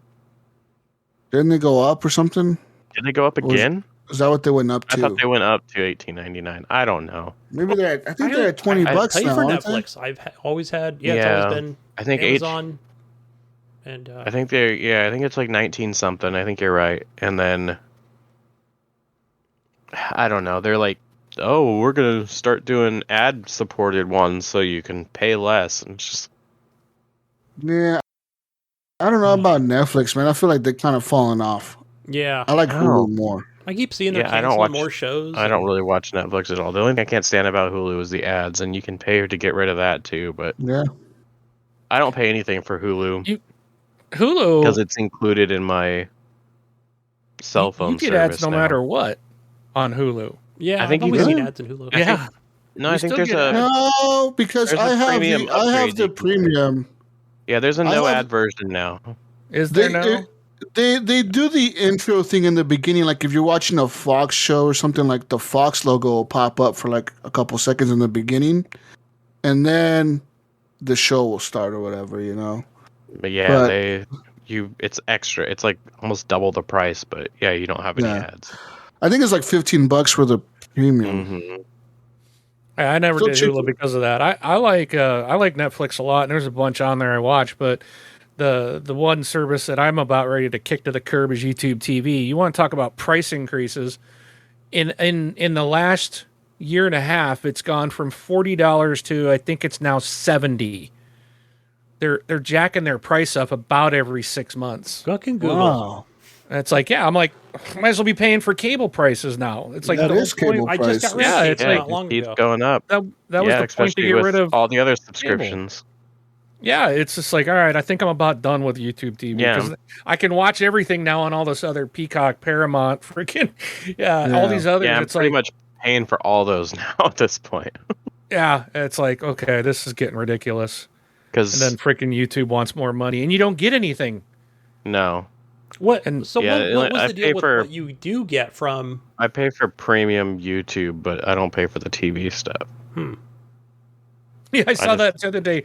Now they're trying to get me to buy that YouTube premium with up to 5 people in your home. Like, whatever, dude. Oh yeah, they have family plans for that now too.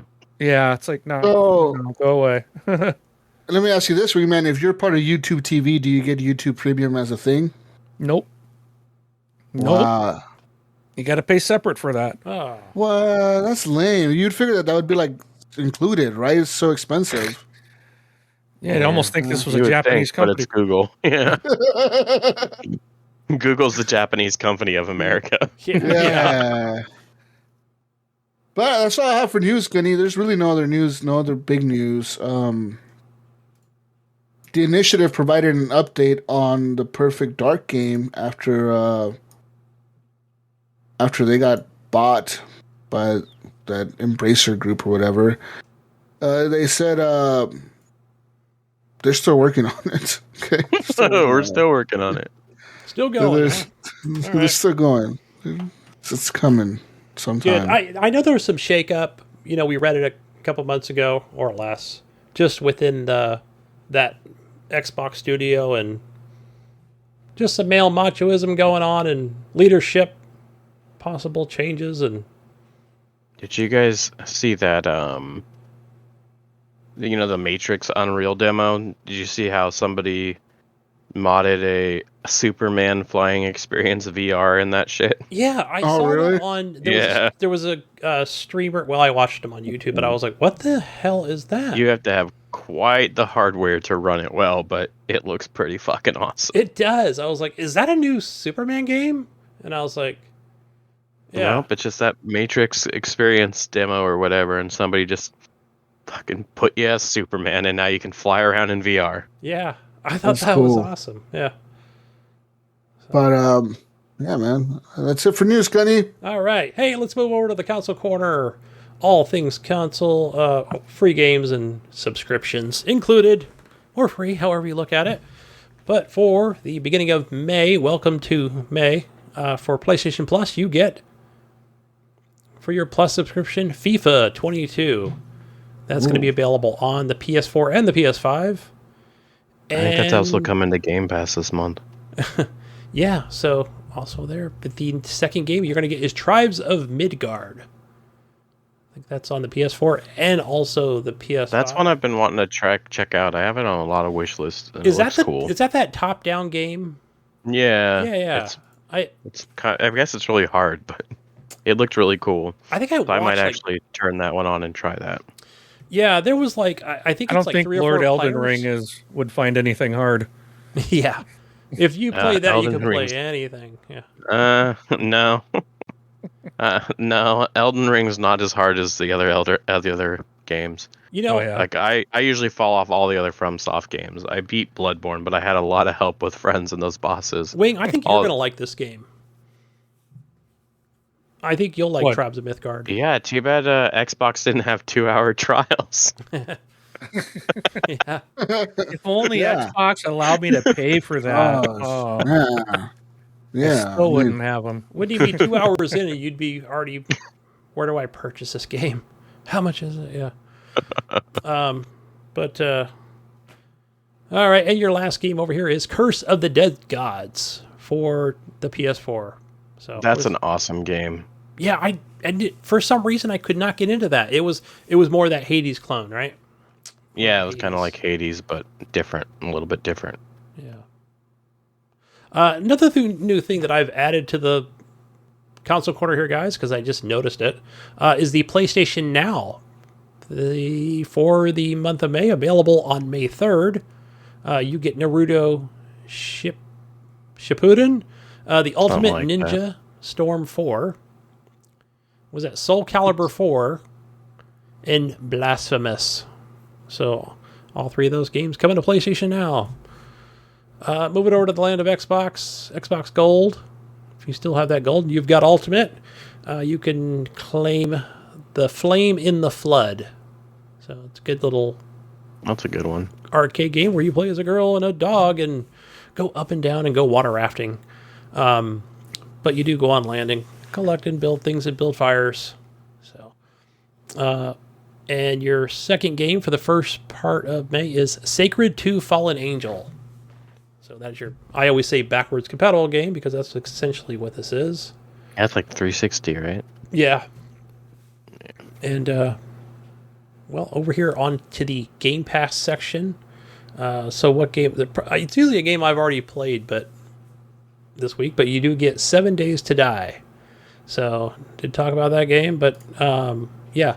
Let's see what else here is just added here. I always look on the PC section. Trek to. Can't remember what the hell it's called. Oh, that's the not out yet, right? 2D samurai game. That one comes out on the 5th. Okay, so by the time you hear this, yeah, check that game out on on the YT. That game looks awesome. That one, I think they showcased it at like the last PlayStation event, and yeah, it's on Game Pass. I think on the 5th, and it looks like Ghost of Tsushima, like Kurosawa mode, but it's like 2D side-scrolling. Yeah, I think I was watching Iron Lords play that, showcase that game from PAX. Yeah, So it looks awesome. But yeah, over on PC, Game Pass Ultimate, you've got Bugsnax, a PlayStation 4 game, right? No, that was PlayStation 5, wasn't it, when that first came out? It's both. It was both Okay. at launch. And that other game that I spoke about, Unsold, available on the PC and console as well. Most of the games are now these days, which is awesome when they do Ultimate. Yeah, they're definitely trying to get better with including all the games on both PC and Xbox. Yeah, that's pretty. I like the fact that it's just like, wait, no, it's on a console. Wait, I can play it on a PC. No, they'll just fuck it, just release it on both, which is awesome. It seems like there's more PC games now that aren't coming to Xbox on there though, but it's like the strategy games, like the Jesus games. Right. Yeah, something they can't. Yeah, that's not right. That doesn't. You'll need a mouse and keyboard, or plays better with a mouse and keyboard. Man, I played some Crusader Kings the other day. That game's fucking great. That's brutal. Crusader Kings 3, right? Yeah. Yeah, I know that's Ghost Nico. He downloaded that immediately. I don't know if he even has Game Pass or he just gets it on Steam, but yeah. Yeah, that was a good one. All right, guys, moving over to the Epic Store. Jesus, I know you spoke about this game called Just Die already. I spoke about it, but yeah. Give Jesus the credit. And, I'll take it. And your second free game from Epic is called Paradigm, where you look like the Elephant Man. If you've ever seen that movie. Oh, that sounds cool. I don't know. It looks weird. Check out the trailer. It's a little bit on the cartoony side of where you're playing this apocalyptic Eastern European city. I don't know. It's sci-fi. I don't know what it is. It's weird. Where it has talking plants. So maybe like more of an acid drop type of game. So. Oh, sweet. Yeah. Hey, Bill, when that comes to Xbox, easy 1,000 achievement points. Play for 1 hour. Wait, which one was that? No, I'm just saying Paradigm. If it's probably on console already. It probably is. But anyway, that's all we have for the free games and game subscriptions. But we are moving on now to the community questions, where if you have a question, just answer that. Ask away on the old Facebook group and in Discord. So, and our first one comes from Ghost Nico in Discord, where he asks, why doesn't anybody ask questions anymore? Why is that, Jesus? Why is nobody asking? But why is Ghost Nico asking a question?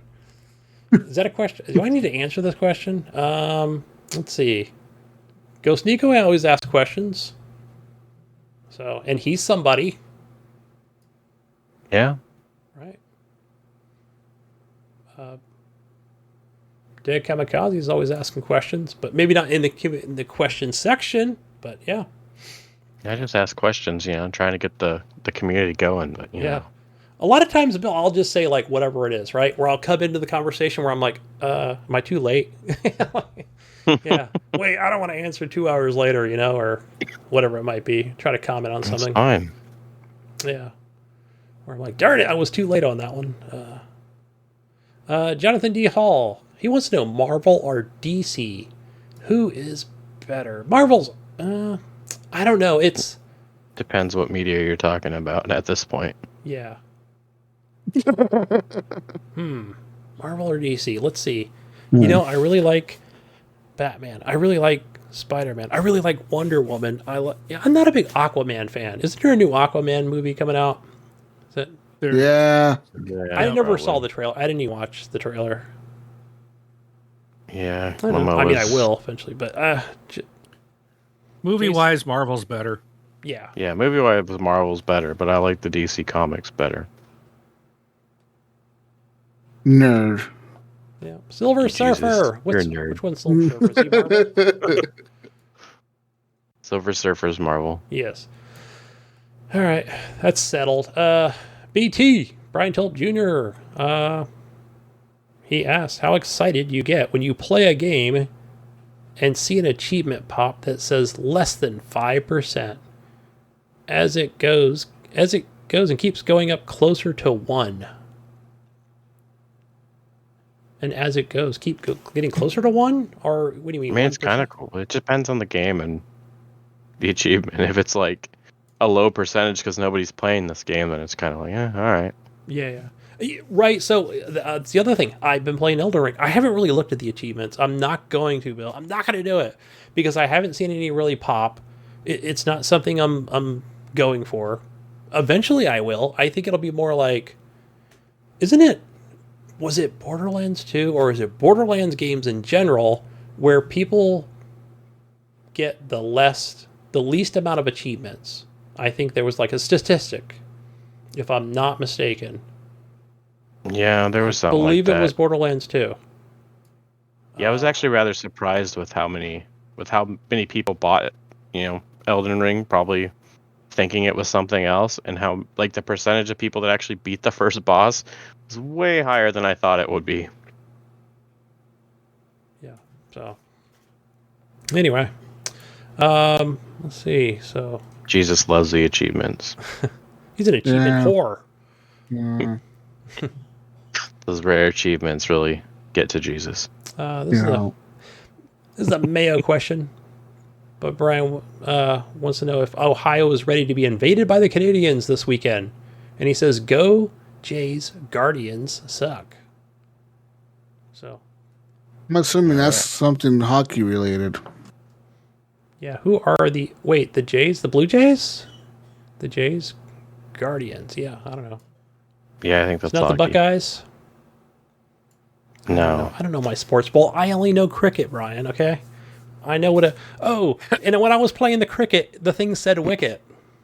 There was a wicket. I never got a wicket, but apparently the other team got a wicket. I don't know. Is that where you just slap somebody upside the head with a cricket bat? But, You just played the game. If you don't know, we're not going to know. no, I still don't know. I'm still keeping myself in the dark on that.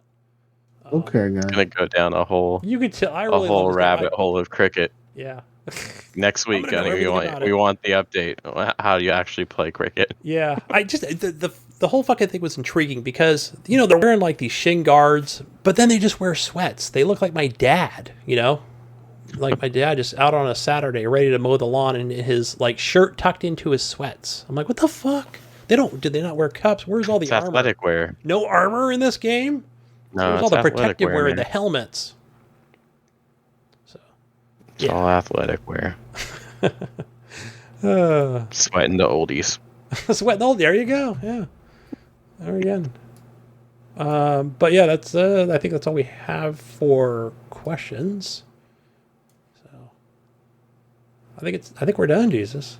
Oh man. Oh, that being said, where can we find you, Wingman? Is Wingman still with us today? I think he is. No. Yep, I'm here. God. Hey. I was muted. Well, you can find me on Xbox Live under Wingman 709. You can also find me over at this Xbox Live podcast and on our Facebook group. And a lot of people that are here are over there and vice versa. So, yeah. Thanks, guys, for having me join you today. It was good being back on. Glad we could have you. I was going to give Jesus a bunch of crap, but he didn't mention Mass Effect Andromeda, so I thought I'd Yeah, yeah, I remember. Yeah, no, yeah, Mass Effect Andromeda is great, dude. You should, it's you should crap. play. It's crap. You should play. That game is really good. That game, you need to try, Wingman. You'd be surprised. It's really good. I did play it. That's why I can say it's crap. Yeah, it's good. It just sucks that they'll never continue that story, even though like that whole thing was set up for like whatever, a trilogy or whatever, and It's just done. it's done. We're never going back to that world. It's done. Yay. Maybe we'll get some DLC someday. One day, some fan. The next Mass Effect game will have DLC that takes you back to the Andromeda. Oh, people would hate that shit. I would. Where can they Maybe we find could you, see. Bill? Pathfinder Jesus again. Dead Kamikaz3, pretty much everywhere. Yeah, Xbox, PlayStation. I don't know, there's a big long Switch code.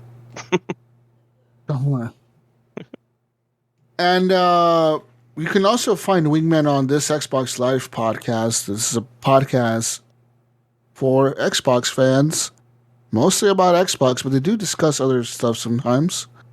And yeah, it's a family-friendly show, so you can listen to it with your family in the car, without having to worry about it not being safe for them to hear.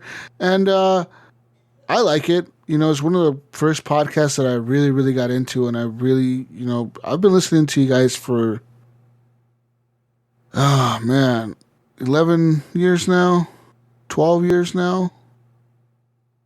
Yeah, it's been Wow. time. Before I was listening, before smartphones. So this would have been on an iPod or an iPod Mini. So I had to connect it to the computer. And I don't even remember how but it was like my first podcast, I think. It was like one of the first couple. There was that, and then there was another kind of an Xbox, podcast thing with some people I still follow to this day on Twitter, but yeah, they don't do anything like that anymore. But yeah, it was like, it's just crazy to think about. People are like, what's an iPod? Yeah. Do you sit on it? Like, it's not a chair. Yeah. Great show. Yeah, great show. Listen to them. But find me, Jesus. Find me Gunny. over there on Xbox. And, not on Twitter, though. But just, like Xbox and Steam under gamer tag. Gunny Chief. Yeah, on the Twitters. In the Twitters, I'm at Kane Marston. Okay. Find. I know, right? Like some random ass name. Find the Mayo over at the Mayo, mostly on Steam, but he's also on the Epic Store and other places as well. I don't know what he's been playing. I don't know what he's going to play, but find him. Is probably play more Apex and. No, he's been doing that Wii Sports, throwing his. Oh yeah, he's been doing. I keep wanting to say nunchucks. Fucking breaking his TV is what he's doing. With his Switch controller, whatever the hell they're called. Joy-Cons, guys, come on now. What a silly name. Joyous Nintendo. Joy-Cons. Yeah, the so joyous Joy-Cons that break people's TVs. They're super joyous right to the moment that they break your screen. Oh, that would suck. Imagine how mad you'd be. You'd be so mad. Fuck. Because it's your fault. Yeah. So like, you can only really blame yourself. And No, you're like, I blame Nintendo. I'm suing them because And they designed the game that way. That's what I'm going to say in court. That's what I'm telling my lawyer. My lawyer's They tell you to judge. put the straps on right when you turn that switch on. yeah. So, They tell you I to think be they're careful. even They though tell you- people sue McDonald's for burning coffee, so you could probably get away with it. And you can also find Ryan Gibb 8777 on Xbox. Find him on Xbox. That's where I'm gonna send you to find him. And I'm on everything as Jesus Walks Loud, and we'll be back next week with another Horrible Gamers podcast. Bye, everyone. We love you. Peace out, Brussels sprouts. What did you say? Never mind. I'm too Peace. late. Fucked up. Good night. You fucked up, Gunny. Bye, boy. Bye.